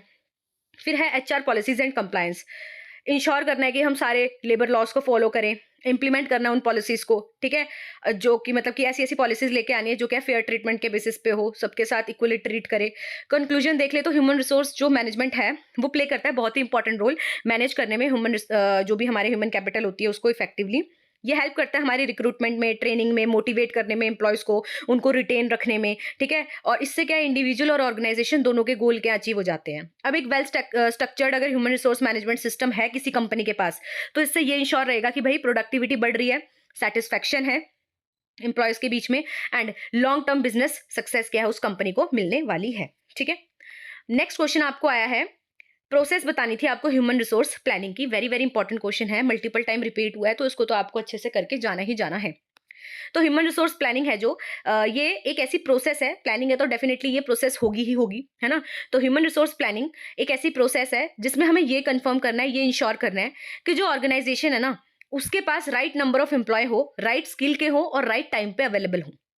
इससे क्या है ह्यूमन रिसोर्स प्लानिंग है जो ये हेल्प करती है हमारी कि हम कैसे वर्कफोर्स को मैनेज करें, डिमांड के अकॉर्डिंग कैसे सप्लाई को मेंटेन रखें इफेक्टिवली। ऐसा नहीं है कि इमीडिएटली आपको क्या है वर्कफोर्स की रिक्वायरमेंट है आपके पास नहीं है, ठीक है, तो आपको प्रॉपर तरीके से पहले प्लान कर रहे हो कि आपको राइट टाइम पे क्या है मिल जाए। तो स्टेप्स देखें ह्यूमन रिसोर्स प्लानिंग में, तो सबसे पहला है analysing organisational objective. Definitely first step यही होगा आपका कि अंडरस्टैंड करो कि यार जो ऑर्गेनाइजेशन है उसके टर्म और लॉन्ग टर्म क्या ऑब्जेक्टिव है, क्योंकि उसके कुछ शॉर्ट टर्म होंगे, कुछ लॉन्ग टर्म ऑब्जेक्टिव होंगे, गोल होंगे। जैसे एक कंपनी है, मान लो अगर वो प्लान कर रही है कि उसे ना एक्सपैंड करना है अपने ऑपरेशंस को, तो डेफिनेटली यहाँ पे क्या है, उसको जरूरी है कि वो हायर करे ज्यादा से ज्यादा एम्प्लॉयज को। तो पहले तो ये देखो ऑब्जेक्टिव क्या है, फिर असेस करो करंट ह्यूमन रिसोर्स आपके पास कितने हैं। अब इवेल्युएट करो कि यार एग्जिस्टिंग वर्कफोर्स है जो, वो कितनी है, नंबर के बेसिस पे, स्किल के बेसिस पे, एक्सपीरियंस के बेसिस पे और परफॉर्मेंस के बेसिस पे। जैसे एग्जांपल, एचआर ने रिव्यू किया एम्प्लॉय के रिकॉर्ड को सो दैट वो चेक कर सके कितने नंबर ऑफ स्किल्ड वर्कर उसके पास अवेलेबल हैं। Third, forecasting demand for human resource. अब हम प्रिडिक्ट करेंगे कि कितने नंबर ऑफ एम्प्लॉयज क्या हमें जरूरी हैं या चाहिए होंगे फ्यूचर में। ठीक है, किस बेसिस पे आप ये देखोगे कि बिजनेस ने कितना ग्रो होना है, ठीक है, क्या चेंजेस वो लाना चाह रहा है, उस बेसिस पे देखो कि भाई कितना हमें क्या है रिक्वायरमेंट होगी। मान लो एक कंपनी है, वो एक्सपेक्ट कर रही है कि उसको 20% इंक्रीज करना है प्रोडक्शन में, तो यहाँ पे क्या है, उसको चाहिए अब ज्यादा वर्कफोर्स, है ना, वर्कर, सो दैट ये प्रोडक्शन डिपार्टमेंट में अब क्या वर्कर्स की जरूरत है। अब फॉरकास्ट करेंगे हम सप्लाई ऑफ ह्यूमन रिसोर्स। इसमें हम चेक करते हैं कि हमारे अवेलेबल एम्प्लॉयज कितने हैं, इंटरनल देखते हैं प्रमोशन ट्रांसफर के थ्रू, एंड एक्सटर्नल देख सकते हैं जो भी न्यू हायर होते हैं, ठीक है, उन सोर्सेज के थ्रू। एग्जाम्पल, अगर एक कंपनी है उसको 50 आईटी स्पेशलिस्ट चाहिए, तो एचआर यहाँ पे पहले चेक करेगा कि उनके करंट एम्प्लॉयज हैं जिन्हें ट्रेन करके मतलब उस पोस्ट पे लाया जा सकता है, कि एक्सटर्नल हायरिंग यहाँ पे रिक्वायर्ड होगी ही होगी, बाहर से लाना पड़ेगा। फिर आइडेंटिफाई करते हैं कि गैप क्या है डिमांड और सप्लाई के बीच में। अब हम यहाँ कंपेयर करेंगे डिमांड और सप्लाई को, सो दैट हम ये जान सके कि शॉर्टेज कितनी है या फिर सरप्लस है या नहीं है। एग्जाम्पल, मान लो हमें 30 मोर वर्कर्स जरूरी हैं, ठीक है, सेल्स के लिए, बट हमारे पास 10 अवेलेबल है। तो यहाँ पे होगा क्या, एचआर को ये जो गैप है 20 का, उसको क्या है, फिल करना है। ठीक है, अब वो या तो हायर कर सकता है या फिर एग्जिस्टिंग लोगों को ट्रेन कर सकता है। ठीक है, नेक्स्ट है डेवलपिंग एचआर स्ट्रेटजीज। अब इसमें क्या होता है, क्रिएट करते हैं एक ऐसा एक्शन प्लान जिससे हम ये जो शॉर्टेज आ रही है उसको क्या है, फुलफिल कर सके। तो रिक्रूटमेंट, ट्रेनिंग, ठीक है, ये देखेंगे। अगर सरप्लस है तो कैसे ट्रांसफर किया जाए, ये सब देखेंगे। एग्जाम्पल, जैसे मान लो शॉर्टेज हो रही है, ठीक है, सॉफ्टवेयर इंजीनियर्स की, तो एचआर क्या है, यहाँ स्टार्ट करेगा रिक्रूटमेंट करना, सो दैट क्या है वो उस वैकेंसी को फुलफिल कर सके, या फिर वो ट्रेन करेगा अपने एग्जिस्टिंग एम्प्लॉय को उस पोस्ट के लिए। फिर है इम्प्लीमेंटिंग एचआर प्लान। अब एग्जीक्यूट करेंगे उस स्ट्रेटेजी को, जैसे कि अगर हमने हायरिंग सोची है तो हायरिंग करोगे, प्रमोशन सोचा है तो प्रमोशन करोगे, ट्रेनिंग प्रोग्राम्स देने की अगर आपने सोची है तो वो करोगे, रिक्रूटमेंट करोगे, रिस्ट्रक्चरिंग करोगे, ये सब, ठीक है, जो सोचा है उसको इंप्लीमेंट करोगे। तो जैसे एचआर टीम है, उसने ऑर्गेनाइज किया जॉब इंटरव्यू, ठीक है, सो दैट वो हायर कर सके नए एम्प्लॉयज को। 8th पॉइंट है मॉनिटरिंग एंड इवेल्युएटिंग। अब रिव्यू करोगे कि क्या इफेक्टिवनेस है हमारे एचआर प्लानिंग की, जो हमने सोचा था उसके अकॉर्डिंग हो रहा है या नहीं हो रहा। अगर नहीं हो रहा है तो एडजस्टमेंट आप वहां करोगे इमीडिएटली। तो जैसे न्यूली हायर्ड एम्प्लॉय हैं, वो परफॉर्म वेल नहीं कर रहे हैं, तो एचआर वहां पे रिवाइज करेगा ट्रेनिंग प्रोसेस को, फिर वो ट्रेनिंग देगा अच्छे से उनको। ठीक है, तो कंक्लूजन देखें तो बोल रहे हैं जो ह्यूमन रिसोर्स प्लानिंग है ना, वो बहुत इंपॉर्टेंट प्रोसेस है जो कि हेल्प करती है एक ऑर्गेनाइजेशन की कि वो कैसे मैनेज कर सकते हैं अपने वर्कफोर्स को अच्छे से। ये हमें इंश्योर करता है कि जो राइट एम्प्लॉय है वो अवेलेबल हो जाएंगे राइट टाइम पे, और इससे प्रोडक्टिविटी बिजनेस की बढ़ती है और सक्सेस भी उसकी बढ़ती है। ठीक है, तो ये था आपका question. Next question, third question है जो आपका सेक्शन बी से, वो है what are the objectives and techniques of job design. तो ये बहुत ही इंपॉर्टेंट है जॉब डिजाइन वाला टॉपिक, इससे आपको 5 और 15 दोनों ही मार्क्स में आया हुआ क्वेश्चन। ठीक है, तो इसको तो इस वाले टॉपिक को अच्छे से करके जाना है। तो आपसे पूछा भाई ऑब्जेक्टिव बताओ और टेक्निक्स बताओ जॉब डिजाइन की। तो देखो, जॉब डिजाइन का मतलब क्या होता है, जॉब डिजाइन का मतलब होता है स्ट्रक्चर करना जॉब के रोल को एंड रिस्पॉन्सिबिलिटी को, सो दैट एम्प्लॉय की जो सेटिस्फेक्शन है वो बढ़े, उसको कोई कंफ्यूजन ना रहे और ऑर्गेनाइजेशन की एफिशिएंसी बढ़े। अब मेन ऑब्जेक्टिव क्या होते हैं इसके, पहला यही होता है, आप जॉब डिजाइन इसीलिए करते हो कि भाई इंप्रूव हो वर्क की एफिशिएंसी। इससे ये इंश्योर रहता है कि जो भी जॉब का टास्क है वो क्लियरली डिफाइंड है, सामने वाले को पता है और वो करके देगा। एग्जाम्पल, एक फैक्ट्री वर्कर है, उसका टास्क क्या है कि उसको क्या है बताया गया है कि क्या है, तो वो उसको परफॉर्म करेगा। तो उसको ऐसा नहीं है कि पता नहीं लग रहा है या क्या है, वहां पे एरर होने के चांसेस भी नहीं है। ठीक है, नेक्स्ट है इनहांस जॉब सेटिस्फेक्शन। अब मान लो जब ऐसा स्ट्रक्चर आपने जॉब का डिजाइन इस तरीके से किया है कि वो इंगेजिंग है ना, इन्वॉल्वमेंट बहुत है, तो वहां पे क्या एम्प्लॉय सेटिस्फाई रहता है। ठीक है, उसको वैरायटी ऑफ वर्क करने को मिलता है वहां पे, तो रेपिटेटिवनेस, बोर्डमनेस ये नहीं होती है वहां पे। फिर है reducing job stress and fatigue. कह रहे अगर आप प्रिवेंट करते हो ऐसी फीलिंग जो आ जाती है लाइक कि अनमोटिवेटेड है या ओवरवर्कड है, इस फीलिंग को प्रिवेंट करना होता है। इस तरीके से क्या है जॉब डिजाइन किया जाता है, ऑब्जेक्टिव है उसका ये। जैसे आपने इंट्रोड्यूस किया रेगुलर ब्रेक, ठीक है, डाटा एंट्री जॉब में। फिर है इंक्रीजिंग एम्प्लॉयज मोटिवेशन, इंकरेज करता है एम्प्लॉयज को कि वो परफॉर्म करे बेटर वे में। कैसे, क्योंकि वर्क को मीनिंगफुल बनाया है यहाँ पे। जैसे कस्टमर सर्विस एम्प्लॉयज हैं, ठीक है, उन्हें हमने क्या किया, अथॉरिटी दी है कि आप सॉल्व कर सकते हो कंप्लेंट को इंडिपेंडेंटली। फिर है ensuring proper utilisation of skill, match करते हो आप एम्प्लॉय की एबिलिटी को जॉब की रिक्वायरमेंट के अकॉर्डिंग। लाइक आपने असाइन किया है क्रिएटिव एम्प्लॉय को मार्केटिंग रोल के लिए, ना कि डाटा एंट्री के लिए, उसको उसके अकॉर्डिंग दिया काम। फिर है टेक्निक्स, आपसे पहले क्या पूछा था, ऑब्जेक्टिव तो हमने पढ़े जॉब डिजाइन के क्या ऑब्जेक्टिव होते हैं, क्या मतलब क्यों करते हैं हम जॉब डिजाइन या कैसे होती है, ठीक है। अब हम पढ़ते हैं टेक्निक्स क्या होते हैं। तो अभी हमने 5 मार्क्स के क्वेश्चन में ये टेक्निक्स वाला क्वेश्चन था, तो वहां हमने पढ़ा था, यहाँ भी एक बार डिस्कस कर लेते हैं हम। तो बहुत सारी टेक्निक्स होती हैं जॉब डिजाइन की। तो सबसे पहले जॉब इनलार्जमेंट, जिसे हॉरिजॉन्टल एक्सपेंशन भी बोलते हैं। इसमें आप नंबर ऑफ टास्क बढ़ा देते हो, ठीक है, सेम लेवल पे नंबर ऑफ टास्क आप बढ़ा देते हो। तो इसमें होता क्या है, जो मोनोटोनी आ जाती है वर्क में, ठीक है, रेपिटेटिवनेस आ जाती है, वो हट जाती है, वैरायटी ऑफ टास्क आपको मिलते हैं, ठीक है। फिर है जॉब एनरिचमेंट, जिसे वर्टिकल एक्सपेंशन कहते हैं। इसमें आप रिस्पॉन्सिबिलिटी भी बढ़ा देते हो, ऑटोनॉमी भी बढ़ा देते हो, डिसीजन मेकिंग एबिलिटी भी बढ़ा देते हो।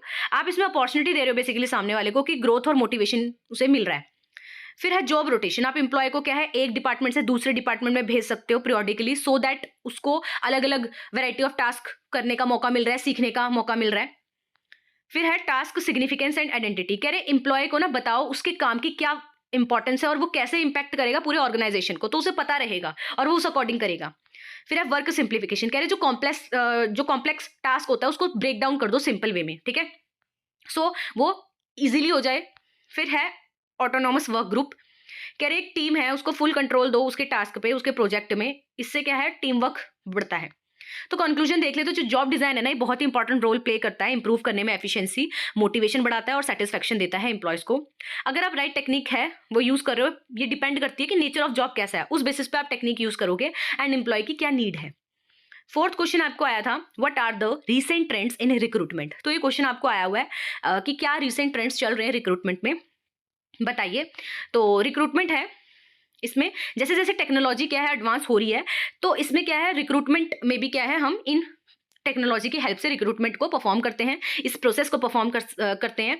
तो लेटेस्ट ट्रेंड की बात करें तो सबसे पहले क्या है, आर्टिफिशियल इंटेलिजेंस को हम यूज करते हैं रिक्रूटमेंट में। जैसे कुछ ऐसे सॉफ्टवेयर है, टूल्स हैं, जो क्या है हम यूज कर सकते हैं स्क्रीन करने के लिए रिज्यूमे को, ठीक है, इनिशियल इंटरव्यू के लिए या प्रिडिक्ट करने के लिए कैंडिडेट की सक्सेस को, ठीक है। फिर डाटा ड्रिवन रिक्रूटमेंट, हमारे पास बहुत सारा डाटा होता है, ठीक है, डाटा एनालिटिक्स होता है कंपनियों के पास, वो क्या है उसको यूज कर सकती है सो दैट वो हायरिंग डिसीजन क्या है अपना बहुत अच्छा कर सके। फिर है सोशल मीडिया रिक्रूटमेंट, कह रहे बहुत सारे प्लेटफॉर्म्स होते हैं जिनमें क्या आप बता सकते हो, जॉब पोस्टिंग डाल सकते हो, उनके थ्रू क्या आपके पास क्या है एप्लीकेशंस आ सकती है। फिर remote hiring and virtual interview, आज की डेट में क्या होता है कि लाइक आप रिमोट हायरिंग कर सकते हो, कोई ऐसा पर्सन है जो आपके जो वैकेंसी है उसके लिए बिल्कुल सूटेबल है, बट मान लो वो थोड़ा दूर रहता है, तो वो वहां से इंटरव्यू दे सकता है, ठीक है, आपको वर्चुअली आप उसका इंटरव्यू ले सकते हो और उसको हायर कर सकते हो, वर्क फ्रॉम होम दे सकते हो उसको, ठीक है। तो यहाँ पे ये क्या है, एक रिसेंट ट्रेंड है। फिर है एम्प्लॉयर ब्रांडिंग, ऑर्गेनाइजेशन फोकस करते हैं कि वो क्या है, अपने कंपनी का वर्क कल्चर बताएंगी, ठीक है, सो दैट वो अट्रैक्ट कर सके टैलेंट को। फिर है फ्रीलांसिंग हायरिंग, मोर कंपनीज क्या है आजकल हायर कर रही है फ्रीलांसिंग को, ठीक है, मतलब कि वो क्या है जैसे उनको कोई पर्टिकुलर काम करवाना है, कुछ ही टाइम के लिए है, तो वो क्या करेगी, फ्रीलांसिंग करवाएगी, ना कि एक प्रॉपर मतलब वर्कर को हायर करेगी या प्रॉपर पर्सन को क्या है हायर करेगी। तो ये भी एक रिसेंट वो है ट्रेंड, जैसे हायर किया फ्रीलांस ग्राफिक डिजाइनर को एक स्पेसिफिक प्रोजेक्ट के लिए, वो प्रोजेक्ट के लिए ही किया है, तो ऐसा नहीं है कि फुल टाइम एम्प्लॉय को आपने क्या है हायर किया। फिर है डाइवर्सिटी एंड इंक्लूजन रिक्रूटमेंट, कह रहे कंपनी एक्टिवली हायर करती है कैंडिडेट को अलग अलग डाइवर्स बैकग्राउंड से, ठीक है। एम्प्लॉयज रेफरल प्रोग्राम, इनकरेज करते हैं हम अपने एग्जिस्टिंग एम्प्लॉय को कि आप रेफर करो कैंडिडेट्स को जो आपके अकॉर्डिंग इस पोस्ट के लिए सुटेबल है। फिर है आपका गेमिफिकेशन इन हायरिंग, इसमें हम यूज करते हैं गेम्स को, इंटरेक्टिव टास्क को, सो दैट हम असेस कर सके कैंडिडेट की स्किल्स। तो आजकल ऐसे स्किल को असेस किया जा सकता है, ये भी एक रिसेंट ट्रेंड है।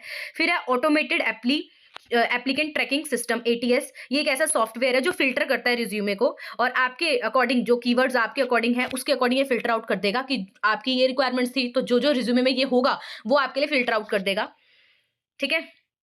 तो कंक्लूजन देखें हम, तो मॉडर्न रिक्रूटमेंट है, ठीक है, वो शिफ्ट हो रहा है ऑटोमेशन के तरफ, रिमोट हायरिंग के तरफ, ठीक है। तो कंपनी अडेप्ट कर रही है इस ट्रेंड को और अट्रैक्ट कर रही है टैलेंट को मोर एफिशिएंटली, ठीक है। फोर्थ क्वेश्चन है आपका, ये हो गया हमारा। तो होप आपको ये सेक्शन भी समझ आया होगा, 4 क्वेश्चन से हमने 4 के 4 यहाँ पर डिस्कस कर लिए हैं। अब हम सेक्शन सी करते हैं, जो कि अगेन 15 मार्क्स के आपके क्वेश्चन 4 आते हैं, आपको 2 करने होते हैं, हम यहाँ पे 4 के 4 डिस्कस करेंगे। तो पहला क्वेश्चन है आपको, what is importance of training and development, right a short note on identification of training needs. तो यहाँ पे आपसे बेसिकली दो क्वेश्चंस पूछे हैं कि भाई इंपॉर्टेंस बता दो ट्रेनिंग और डेवलपमेंट की क्या होती है, एंड आपको आइडेंटिफिकेशन ऑफ ट्रेनिंग नीड्स पे भी क्या है, नोट लिखना है। तो चलिए स्टार्ट करते हैं। अगर ये क्वेश्चन आ जाता है तो कैसे करना है। तो importance of training and development की बात करें तो देखो, जो ट्रेनिंग होता है और जो डेवलपमेंट होता है, ये बहुत ही इंपॉर्टेंट रोल प्ले करता है इंप्रूव करने में एम्प्लॉय की स्किल्स को, उनकी नॉलेज को और उनकी एफिशिएंसी को। तो कुछ इंपॉर्टेंस अगर हम यहाँ पे देखने वाले हैं वन बाय वन। तो पहला, अगर आप ट्रेनिंग देते हो, डेवलपमेंट करते हो एम्प्लॉय की, तो इससे इंक्रीज होती है एम्प्लॉय की प्रोडक्टिविटी। एक वेल ट्रेन्ड एम्प्लॉय होगा ना, वो परफॉर्म करेगा टास्क को बहुत अच्छी तरीके से, अपने बेस्ट वे में, एफिशिएंटली में।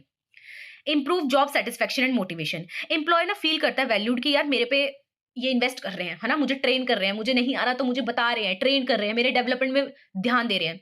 तो एम्प्लॉय यहाँ सेटिस्फाई होता है और वो मोटिवेटेड भी यहाँ पे होता है। नेक्स्ट है रिड्यूस एरर्स एंड एक्सीडेंट्स। कह रहे अगर आपने प्रॉपर ट्रेनिंग दी है एम्प्लॉयज को, तो उसको पता है कैसे करना है, क्या करना है, अंडरस्टैंड है उसको पूरा बेटर तरीके से टास्क को, तो मिस्टेक होने के चांसेस कम होते हैं। नेक्स्ट इंपॉर्टेंस है enhance adaptability to new technologies. कह रहे अगर एम्प्लॉय अपडेटेड रहेगा लेटेस्ट टूल से, टेक्निक से, ठीक है, तो वो क्या है, इजीली अडेप्ट कर सकता है किसी भी चीज को। तो ये कैसे पॉसिबल होगा, ट्रेनिंग के थ्रू। फिर है help in employee retention. Company जो इन्वेस्ट करते हैं ना एम्प्लॉय के डेवलपमेंट में, तो यहाँ पे क्या है, वहां के एम्प्लॉयज छोड़ के भी नहीं जाते हैं, तो टर्नओवर जो रेट होते हैं वो भी कम होते हैं। फिर है इंप्रूव ऑर्गेनाइजेशनल ग्रोथ। कह रहे एक स्किल्ड वर्कफोर्स होगी, वो कंट्रीब्यूट करेगी बहुत ही अच्छा उस बिजनेस की सक्सेस में, ठीक है। फिर है आइडेंटिफिकेशन कैसे करें ट्रेनिंग नीड्स की। तो देखो, जब भी आप कंडक्ट करते हो ट्रेनिंग या ट्रेनिंग करते हो, तो उससे पहले आपको क्या करना है, ऑर्गेनाइजेशन को जानना है कि यार किस एरिया में हमें एम्प्लॉय को ट्रेनिंग देनी है, कौन कौन से एरिया ऑफ इंप्रूवमेंट है उनके, जहां पे हम उनको ट्रेनिंग दे सकते हैं, ठीक है। तो कैसे आप जानोगे, तो सबसे पहले आप देखो कि जो जॉब है उसकी क्या रिक्वायरमेंट है, अंडरस्टैंड करो कि क्या स्किल्स, क्या नॉलेज इस स्पेसिफिक जॉब को परफॉर्म करने के लिए रिक्वायर्ड है, ठीक है। अब आपने देख लिया, अब आप एम्प्लॉय की परफॉर्मेंस को देखो, कंपेयर करो कि जो परफॉर्मेंस एक्चुअल है हमारे एम्प्लॉय की और जो हमें एक्सपेक्ट है, उसमें कितना गैप आ रहा है। फिर गैदर करो फीडबैक एम्प्लॉय से और मैनेजर से। एम्प्लॉय और मैनेजर है वो बहुत सारा डाटा देंगे, ठीक है, कि क्या स्किल्स, क्या गैप है। फिर कंसीडर करो फ्यूचर ऑर्गेनाइजेशन गोल को, इस तरीके से ट्रेनिंग दो जो कि कंपनी के ऑब्जेक्टिव को हेल्प करे। Assessing technologies and industry changes, identify करो नई स्किल्स जो रिक्वायर्ड होनी चाहिए, है ना, या जो रिक्वायर्ड है इंडस्ट्री के एडवांसमेंट के साथ साथ, इंडस्ट्री में एडवांसमेंट आ रही है तो उसके साथ कौन कौन सी नई स्किल्स आपके एम्प्लॉयज के पास होनी चाहिए। तो कंक्लूजन देखें तो भाई जो ट्रेनिंग और डेवलपमेंट है ना, ये क्या करता है, एम्प्लॉय की परफॉर्मेंस को बढ़ाता है, ऑर्गेनाइजेशन की सक्सेस को बढ़ाता है। जब आप आइडेंटिफाई करते हो ट्रेनिंग नीड्स को, तो इससे ये इंश्योर रहता है कि आपने जो भी ट्रेनिंग दे रहे हो ना, तो पहले आपने नीड फाइंड आउट की कि किस एरिया में देनी चाहिए और उसी एरिया में आपने दी है, सो दैट वो रेलेवेंट एफर्ट आप डालो, ठीक है, इफेक्टिव वे में। फिर नेक्स्ट क्वेश्चन है right a detail note on concept, objective and method of performance appraisal. तो ये क्वेश्चन भी बहुत ज्यादा इंपॉर्टेंट है, ठीक है, परफॉर्मेंस अप्रेजल वाला चैप्टर ही बहुत ज्यादा इंपॉर्टेंट है, तो आपको उसको अच्छे से करना है। इस चैनल पे हमने किया हुआ है, तो आप देख सकते हो, जिसमें आपसे कंसेप्ट पूछा है, ऑब्जेक्टिव्स पूछे हैं, मेथड पूछे हैं परफॉर्मेंस अप्रेजल के। अब जो परफॉर्मेंस अप्रेजल के मेथड है ना, ये तो बहुत ही ज्यादा इंपॉर्टेंट है। आपको हर एक मेथड 5 मार्क्स में पूछा जाता है और 15 मार्क्स का क्वेश्चन भी आता है। तो ये चैप्टर आपको डिटेल में कर लेना है, जो कि हमने किया हुआ है इस चैनल पे, तो आप सर्च कर सकते हो, बाय कॉमर्स नोट्स डाल देना। चलिए स्टार्ट करते हैं। हम देखते हैं सबसे पहले परफॉर्मेंस अप्रेजल का कॉन्सेप्ट। कह रहे जो परफॉर्मेंस अप्रेजल होता है ना, ये एक सिस्टमैटिक इवैल्यूएशन है, मतलब हम स्टेप बाय स्टेप ना देख रहे हैं एम्प्लॉय की परफॉर्मेंस को, ठीक है, किस बेसिस पे कि यार जो जॉब उसे दी है उस पे उसकी क्या परफॉर्मेंस है, क्योंकि ये ना हेल्प करता है हमें ये जानने में कि एम्प्लॉय की क्या स्ट्रेंथ है, क्या वीकनेस है, कौन कौन सा एरिया है जहां वो इंप्रूव कर सकता है। अब ऑर्गेनाइजेशन यूज करती है परफॉर्मेंस अप्रेजल को, सो दैट वो डिसीजन ले सके कि यार हमें किन किन को प्रमोट करना है, किन को ट्रेनिंग की रिक्वायरमेंट है, कैसी सैलरी देनी चाहिए, किसको इंक्रीमेंट देना चाहिए और किसका करियर डेवलपमेंट में फोकस करना चाहिए। तो ये सारी चीजों के लिए परफॉर्मेंस अप्रेजल की जाती है, मतलब एम्प्लॉय की परफॉर्मेंस को क्या है, चेक किया जाता है। एग्जाम्पल, एक कंपनी है वो इवेल्युएट कर रही है सेल्स टीम को, ठीक है, किस बेसिस पे करेगी, कोई ना कोई बेसिस पे ही किया जाता है किसी को इवेल्युएट, कि भाई एक जो पर्सन है, एक सेल टीम है, ठीक है, तो कस्टमर उनसे कितना सेटिस्फाइड है, उनका टीम वर्क कैसा है, तो इस बेसिस पे क्या है वो उनकी परफॉर्मेंस को देख रही है। अब आपसे फिर पूछा था ऑब्जेक्टिव, तो ऑब्जेक्टिव देख लें। तो प्राइमरी ऑब्जेक्टिव क्या होता है परफॉर्मेंस अप्रेजल का, कि भाई एम्प्लॉय की परफॉर्मेंस को जानना, इसीलिए तो परफॉर्मेंस अप्रेजल कर रहे हो, क्योंकि आपको एम्प्लॉय की परफॉर्मेंस क्या करनी है, जाननी है। तो भाई ये हेल्प करता है एम्प्लॉय की एफिशिएंसी और कंट्रीब्यूशन को जानने में कंपनी के अंदर, ठीक है। फिर इसीलिए भी किया जाता है परफॉर्मेंस अप्रेजल कि यार हमको ये पता लग जाए कि जो अच्छे से परफॉर्म नहीं कर रहा उसको हम ट्रेनिंग दें। तो अगर हमें ट्रेनिंग और डेवलपमेंट नीड्स देखनी है कितनी है, तो परफॉर्मेंस अप्रेजल करना पड़ता है। ये हेल्प करता है जानने में कि स्किल गैप कितना है और किन किन को क्या नेसेसरी ट्रेनिंग देनी है। ये भी ऑब्जेक्टिव है हमारा। फिर परफॉर्मेंस अप्रेजल इसीलिए भी करते हैं कि एम्प्लॉय की मोटिवेशन क्या है, बढ़ती है इससे। कैसे? क्योंकि उसे पता होता है कि हाँ, ध्यान दिया जाएगा, टाइम टू टाइम हमारी क्या है परफॉर्मेंस को देखा जा रहा है, इस बेसिस पे हमें प्रमोशन भी दिया जा सकता है, या फिर हमारी सैलरी बढ़ाई जा सकती है, या फिर हमें रिकॉग्नाइज किया जाएगा। ठीक है, तो इससे उनका मोटिवेशन बढ़ता है। फिर प्रमोशन अगर आपको किसी को देनी है या करियर ग्रोथ डिसीजन लेना है उनका, तो वहां पे भी आप क्या है परफॉर्मेंस अप्रेजल करते हो। ये हेल्प करता है आपको परफॉर्मेंस अप्रेजल ये डिसाइड करने में कि यार प्रमोशन किसको दे। डेफिनेटली जिसका आप परफॉर्मेंस अप्रेजल कर रहे हो उसकी बहुत ही अच्छी परफॉर्मेंस आ रही है, वो हमेशा एक्सपेक्टेड से ज्यादा कर रहा है, तो आप उसको प्रमोशन दोगे। ठीक है। फिर इनहांस ऑर्गेनाइजेशनल प्रोडक्टिविटी। अब ये इंकरेज करता है एम्प्लॉय को कि वर्क करो एफिशिएंटली, ठीक है, जिससे ओवरऑल कंपनी की परफॉर्मेंस भी क्या होती है, बढ़ती है। Strengthening employer employee communication. जब भी हम फीडबैक देते हैं तो सबसे पहले कंस्ट्रक्टिव फीडबैक दिया जाता है, तो इससे क्या है वर्क के बारे में एक दूसरे से बातचीत भी की जाती है, तो कम्युनिकेशन बढ़ता है। Setting future goal. Performance appraisal help करता है एम्प्लॉय की कि वो कैसे अपने एफर्ट्स को क्या है कंपनी के ऑब्जेक्टिव के तरफ लेके पुट कर सकता है। फिर मेथड आता है परफॉर्मेंस अप्रेजल के, तो बहुत सारे मेथड है, हमने डिटेल में किए हुए हैं, तो आप उनको भी देख लेना। यहाँ पे क्वेश्चन के आंसर के फॉर्मेट में हम देख रहे हैं 15 मार्क्स में। तो देखो, कुछ ट्रेडिशनल मेथड होते हैं, कुछ मॉडर्न मेथड होते हैं। ट्रेडिशनल मेथड में देखिए तो पहला होता है रैंकिंग मेथड। इसमें एम्प्लॉय को रैंक किया जाता है, ठीक है, उनकी परफॉर्मेंस के बेसिस पे। फिर है पेयर्ड कंपैरिजन मेथड। इसमें एम्प्लॉय को कंपेयर किया जाता है पेयर्स में, ठीक है, जो भी बेटर परफॉर्मर होगा उनको रैंक किया जाता है हाई। फिर ग्राफिक रेटिंग स्केल होता है, जिसमें एम्प्लॉय को क्या है रेट किया जाता है स्केल में, जैसे 1 से लेके 5, ठीक है, डिफरेंट डिफरेंट परफॉर्मेंस एस्पेक्ट के बेसिस पे। फिर आता है चेकलिस्ट मेथड। ये जो चेकलिस्ट मेथड है ये क्या है, चेकलिस्ट होती है क्वालिटीज की जिन्हें यूज किया जाता है असेस करने में एम्प्लॉय की परफॉर्मेंस को। फिर आता है क्रिटिकल इंसिडेंट मेथड, जिसमें इवेल्युएट किया जाता है एम्प्लॉय को, कुछ जो भी मेन जो चीजें हुई थी, ठीक है, उनके बेसिस पे क्या है उन्हें देखा जाता है। जैसे एक कस्टमर सर्विस है, रिप्रेजेंटेटिव है, ठीक है, उसको प्रेज किया गया क्योंकि उसने हैंडल किया था बहुत ही डिफिकल्ट कस्टमर को इफेक्टिवली, ठीक है। तो यहाँ पे क्या है, कुछ मैटर्स के बेसिस पे उन्हें इवेल्युएट किया जाता है। फिर है ऐसे मेथड। इसमें जो इवेल्युएटर होता है ना, जो देख रहा होता है परफॉर्मेंस इवेल्युएट कर रहा होता है, वो ना ऐसे लिख देता है, पूरा डिस्क्रिप्शन लिखता है एम्प्लॉय की परफॉर्मेंस के बारे में, ठीक है। अब मॉडर्न मेथड होते हैं, जिसमें ये बहुत इंपॉर्टेंट मेथड है 360 डिग्री फीडबैक। इसके ऊपर हमने पूरा डिटेल लेक्चर किया है, आप सर्च कर सकते हो। ये क्या होता है 360 फीडबैक? क्या होता है, जब हम फीडबैक कलेक्ट करते हैं मल्टीपल सोर्सेज से, मैनेजर से, उसके सबऑर्डिनेट से, उसके सुपीरियर से, कस्टमर से, सबसे जो भी उसके आसपास है उन सबसे हम क्या, अगर उसकी परफॉर्मेंस पूछ रहे हैं कि भाई कैसा परफॉर्म करता है, तो उसे कहते हैं 360 डिग्री फीडबैक। फिर आता है next method, management by objective MBO। इसमें एम्प्लॉय और मैनेजर है ना, ये सेट करते हैं स्पेसिफिक गोल्स एंड परफॉर्मेंस को असेस किया जाता है उस गोल की अचीवमेंट के बेसिस पे, ठीक है। फिर है BARS, behavioural anchored rating scale. ये यूज किया जाता है specific behavioural examples to rate the performance, ठीक है, मतलब कि परफॉर्मेंस को रेट करने के लिए यूज किया जाता है इसको। फिर आप ये एग्जांपल देख सकते हो। फिर है साइकोलॉजिकल अप्रेजल। इवेल्युएट किया जाता है एम्प्लॉय के फ्यूचर पोटेंशियल को, किस बेसिस पे, उसके साइकोलॉजिकल टेस्ट लिया जाता है। असेसमेंट सेंटर मेथड होता है, इसमें एम्प्लॉय है जो, उसको क्या है अलग अलग रोल प्ले करने पड़ते हैं, ठीक है, और उस बेसिस पे फिर हम देखते हैं। कंक्लूजन देख ले तो जो परफॉर्मेंस अप्रेजल है बहुत ही इंपॉर्टेंट टूल है इवेल्युएट करने के लिए एम्प्लॉय की एफिशिएंसी, एंड इससे क्या है हेल्प मिलती है उनकी करियर ग्रोथ में। ऑर्गेनाइजेशन यूज कर सकती है वेरियस मेथड्स को, ठीक है, ट्रेडिशनल या मॉडर्न। इससे ये रहता है कि भाई फेयर और इफेक्टिव वे में असेसमेंट की गई है, और अगर इसको प्रॉपरली किया जाता है तो परफॉर्मेंस अप्रेजल ना इंप्रूव करता है एम्प्लॉय की मोटिवेशन को, उनकी प्रोडक्टिविटी को, और ओवरऑल बिजनेस की सक्सेस को। अब आपसे ये भी पूछा था process of designing and evaluating training programmes, तो ये वाला क्वेश्चन आई गेस ये ऊपर वाले का ये जो अभी वो ट्रेनिंग वाला क्वेश्चन किया था ना उसी का है, तो इसको ये वाला रह गया ना। तो ये हमारा नेक्स्ट क्वेश्चन है, process of designing and evaluating training programme. तो आपको बताना है कि प्रोसेस बताओ कैसे आप डिजाइन करते हो और फिर इवेल्युएट करते हो अपने ट्रेनिंग प्रोग्राम को।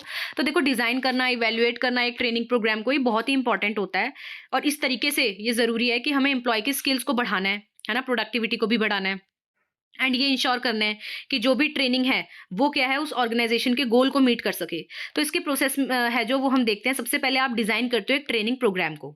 अब जो ट्रेनिंग है, ठीक है, हम इसमें क्या करते हैं, एक सबसे पहले प्रोग्राम बनाते हैं, ठीक है, जिससे ये रहता है कि भाई एक वेल स्ट्रक्चर्ड अगर हमारे पास प्लान रहेगा तो उसी के अकॉर्डिंग सब एफर्ट्स लगेंगे। रेलेवेंट होना चाहिए वो, ठीक है, इफेक्टिव होना चाहिए। अब कैसे करते हैं, सबसे पहले आप ट्रेनिंग नीड्स को देखो, ठीक है।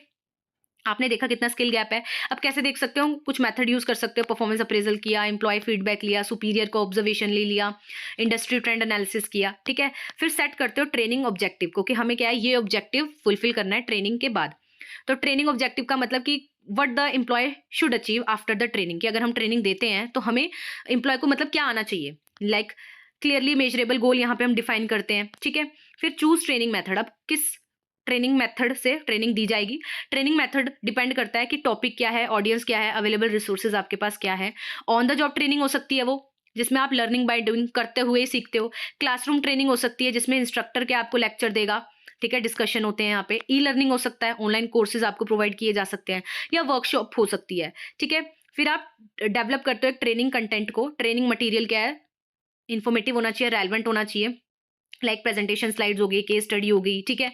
फिर इंप्लीमेंट करते हो ट्रेनिंग प्रोग्राम को, तो कंडक्ट करते हो आप ट्रेनिंग को एक स्ट्रक्चर्ड मैनर में, जिसमें क्या है, इसको कैसे इफेक्टिव इंप्लीमेंटेशन कर सकते हो आप, ये लिखा हुआ है कि लाइक आपने स्केड्यूलिंग कर ली सेशंस की, ठीक है, कन्वीनियंट टाइम पे, इंश्योर किया कि एक्टिव पार्टिसिपेशन रहे, ठीक है, हैंड ऑन प्रैक्टिस मिले। फिर आता है इवेल्युएटिंग द ट्रेनिंग प्रोग्राम। फिर आपसे ये भी पूछा है कि इवेल्युएट कैसे करेंगे ट्रेनिंग प्रोग्राम को। तो इवेल्युएट करना कि जो आपने ट्रेनिंग प्रोग्राम बनाया था वो कितना अच्छा था, ठीक है, क्या उसने अपने ऑब्जेक्टिव फुलफिल किए भी कि नहीं किए, ठीक है। तो ये क्या आप देखते हो। तो कह रहे evaluate the effectiveness of training programme, ensure that, अगर आप ये देखते हो कि जो ट्रेनिंग प्रोग्राम है उसको इवैल्यूएट करते हो, तो इससे ये इंश्योरिटी रहती है कि भाई आपने मीट किए हैं ऑब्जेक्टिव जो आपने रखे थे, ठीक है, एंड आपने प्रोवाइड किया कुछ ना कुछ वैल्यू अपने एम्प्लॉय को और ऑर्गेनाइजेशन को। तो बोल रहे हैं कि अलग अलग आपके क्या हो सकते हैं, यहाँ पे कैसे कैसे इवैल्यूएट कर सकते हो। तो ये अलग अलग मॉडल दे रखे हैं, ठीक है। तो इसमें क्या बोला है कि सबसे पहले आप एम्प्लॉय का फीडबैक ले सकते हो, ठीक है, सर्वे वगैरह के थ्रू। फिर है लर्निंग, मतलब नॉलेज कितना गेन किया उन्होंने, ये पूछ सकते हो। फिर आप उनका बिहेवियर में देख सकते हो क्या चेंज आया है, ठीक है, एम्प्लॉय ने कैसे उसको, कैसे वो अप्लाई कर रहा है डेली वर्क में उसको। फिर और देखोगे क्या रिजल्ट आया, अब मेजर करोगे कि कैसे ट्रेनिंग ने कॉन्ट्रीब्यूट किया ऑर्गेनाइजेशन की सक्सेस में। तो कंक्लूजन देखें तो बोल रहे हैं इफेक्टिव ट्रेनिंग प्रोग्राम है, इसमें आपको केयरफुल प्लानिंग करनी है, उसको प्रॉपर एग्जीक्यूट करना है और बाद में उसको इवैल्यूएट भी करना है। ये जो प्रोसेस है ना, ये इंश्योर करते हैं कि जो एम्प्लॉय है उसने रेलेवेंट स्किल गेन की है और उन्हें अप्लाई भी कर रहा है वो जॉब में, एंड कंट्रीब्यूट कर रहा है ऑर्गेनाइजेशन की सक्सेस में। रेगुलरली इवैल्यूएशन हेल्प करता है इंप्रूव करने में फ्यूचर ट्रेनिंग प्रोग्राम्स को भी बेटर रिजल्ट के लिए। फिर आपका जो नेक्स्ट क्वेश्चन है वो था explain how internal mobility and transfer impact on employees career plan, कि जो इंटरनल मोबिलिटी होती है ये, या फिर जो ट्रांसफर होते हैं, ये कैसे इंपैक्ट करते हैं एम्प्लॉय के करियर प्लान को, ये बताना था आपको। तो स्टार्ट करते हैं, सबसे पहले देखते हैं इंटरनल मोबिलिटी क्या होता है। It refers to the movement, मतलब आप एम्प्लॉय की मूवमेंट करा रहे हो ऑर्गेनाइजेशन के ही अंदर, ट्रांसफर्स के थ्रू प्रमोशन दे दिया, जॉब रोटेशन कर दी, या फिर लेटरल मूव्स कर दिए। अब ये बहुत ही इंपॉर्टेंट रोल प्ले करता है क्योंकि इससे शेप होता है कि एम्प्लॉय का करियर कैसे आप उन्हें प्रोवाइड कर रहे हो ग्रोथ अपॉर्चुनिटी, स्किल्स डेवलपमेंट और बेटर जॉब सेटिस्फेक्शन उनकी बढ़ती है। अब क्या इंपैक्ट पड़ता है ट्रांसफर का करियर प्लानिंग में। देखो ट्रांसफर के अंदर आप मूव कर रहे हो एम्प्लॉय को एक डिपार्टमेंट से दूसरे डिपार्टमेंट में, एक जॉब से दूसरे जॉब में, ठीक है, सेम ऑर्गेनाइजेशन के अंदर। तो अब इसमें क्या बोल रहे हैं कि इस दिस कैन बी डन, इसको किया जा सकता है अलग अलग रीजन से, लाइक आपने बैलेंस करना है वर्कफोर्स की नीड को, ठीक है, या फिर कुछ नए टास्क देने हैं, ठीक है, या एम्प्लॉय ने रिक्वेस्ट की थी आपसे। तो skills development and learning opportunity, कह रहे ट्रांसफर ना एम्प्लॉय को क्या है नए रोल के लिए तैयार करता है, रिस्पॉन्सिबिलिटी देता है, नई चीजें और कुछ चैलेंजेस देता है। ये उनकी हेल्प करता है कि वो नया एक्सपीरियंस गेन कर सकते हैं अलग अलग एरिया में, ठीक है, वर्सटाइल हो सकते हैं, अलग अलग नॉलेज गेन कर सकते हैं।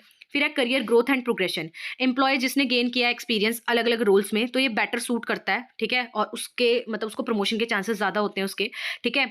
उसके बाद job satisfaction and work life balance, कह रहे ट्रांसफर अगर आपने एम्प्लॉय की रिक्वेस्ट पे किया है तो भाई उससे उसकी सेटिस्फेक्शन बढ़ती है क्योंकि उसको उस जगह पे चाहिए था और आपने उसको वहां पे ट्रांसफर कर दिया तो उसकी सेटिस्फेक्शन बढ़ेगी वहां पे।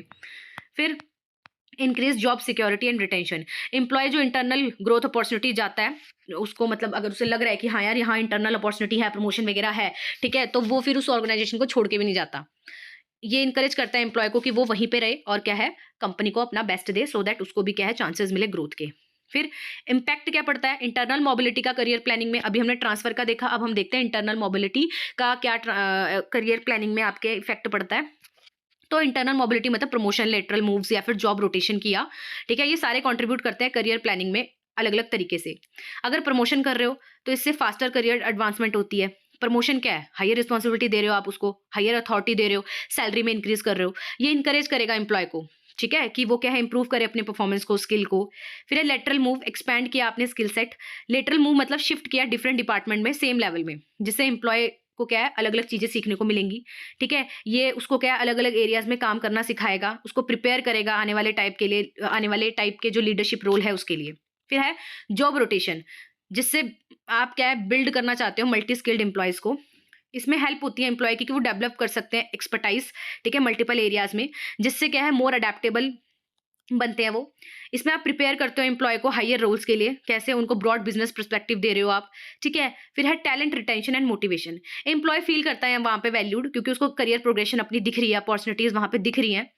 उसके बाद है कंक्लूजन। तो कह रहे हैं कि जो इंटरनल मोबिलिटी है ना और ट्रांसफर है, ये बहुत ही इंपॉर्टेंट है, इसेंशियल होता है करियर ग्रोथ के लिए, स्किल्स की डेवलपमेंट के लिए और जॉब की सेटिस्फेक्शन के लिए। ये प्रोवाइड कर रहा है एम्प्लॉय को कि वो अलग अलग टाइप का एक्सपीरियंस ले सकते हैं, वो प्रिपेयर हो सकते हैं लीडरशिप रोल के लिए, एंड इंप्रूव होती है इससे रिटेंशन ऑर्गेनाइजेशन के अंदर। जब सपोर्ट करते हैं हम इंटरनल मोबिलिटी को, तो कंपनी क्रिएट कर सकती है एक डायनेमिक और मोटिवेटेड वर्कफोर्स, जो कि रेडी होती है फ्यूचर चैलेंजेस के लिए, ठीक है। तो ये था हमारा सेक्शन सी के 4 क्वेश्चंस के आंसर। तो यहाँ पे हमने पूरा 2024 का डिटेल में question paper human resource management का डिस्कस करा विद आंसर्स। होप आपको समझ आया होगा। अब इस चैप्टर से रिलेटेड या इस सब्जेक्ट से रिलेटेड हमने चैप्टर वाइज भी क्वेश्चन आंसर्स किए हैं, and at the same time जितने भी ओवरऑल इंपॉर्टेंट क्वेश्चन आंसर्स जो कि मल्टीपल टाइम आपको रिपीट हुए एग्जाम में, वो सारे भी हमने किए हुए हैं। अगर आपने अभी तक वो नहीं देखे तो आपको करना क्या है, इसी वीडियो के डिस्क्रिप्शन में प्लेलिस्ट का लिंक मिलेगा आपको, वहां जाके आपको देख लेना, उसको सेव कर लो आप, ठीक है। उसको आपको देखना है, 50+ क्वेश्चन आंसर्स है उसमें, चैप्टर वाइज भी है एंड ओवरऑल भी जो इंपॉर्टेंट 15 मार्क्स के 5 मार्क्स के क्वेश्चन होते हैं वो भी है। अगर आपको कोई पर्टिकुलर टॉपिक चाहिए तो आप बाय कॉमर्स नोट्स डाल के सर्च भी कर सकते हो, उस पर वीडियो बनी होगी तो आपको मिल जाएगी, ठीक है।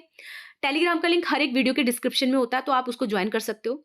कोई वीडियो बनती है, कोई अपडेट होता है या कोई सब्जेक्ट के नए क्वेश्चन आंसर स्टार्ट होते हैं, तो सबसे पहले उनको वहां पे शेयर कर दिया जाता है, ठीक है। एंड एग्जाम टाइम पे भी हम इंपॉर्टेंट क्वेश्चन आंसर्स करते हैं जिनके आने के चांसेस होते हैं पेपर में। तो ये सब आपको कैसे पता लगेगा, जब आपने चैनल को सब्सक्राइब किया होगा, ठीक है। और अगर आपने ये पूरी वीडियो देखी है, समझ आया है कुछ ना कुछ, तो आपको क्या करना है, वीडियो को लाइक करना है, अपना फीडबैक दे सकते हो आप कमेंट में, एंड अपने फ्रेंड्स को भी शेयर करना है, ठीक है, इस वीडियोज को। और जो प्लेलिस्ट को आप शेयर कर सकते हो, सो दैट क्या पता लग जाए जितने भी क्वेश्चन आंसर्स हमने किए हैं। एंड इस चैनल पे हमने बीकॉम सेकंड सेमेस्टर से रिलेटेड और भी जो आपके बिजनेस इकोनॉमिक सब्जेक्ट है, अलग अलग सब्जेक्ट हैं, उनके क्वेश्चन आंसर्स भी प्रीवियस ईयर बेस्ड किए हुए हैं, एंड उनके पेपर भी हम सॉल्व करेंगे। तो आपने वो नहीं देखे तो वो भी आप देख सकते हो। तो मिलते हैं नेक्स्ट वीडियो में एक और इंपॉर्टेंट वीडियो के साथ, ठीक है। तब तक के लिए thank you for watching this video.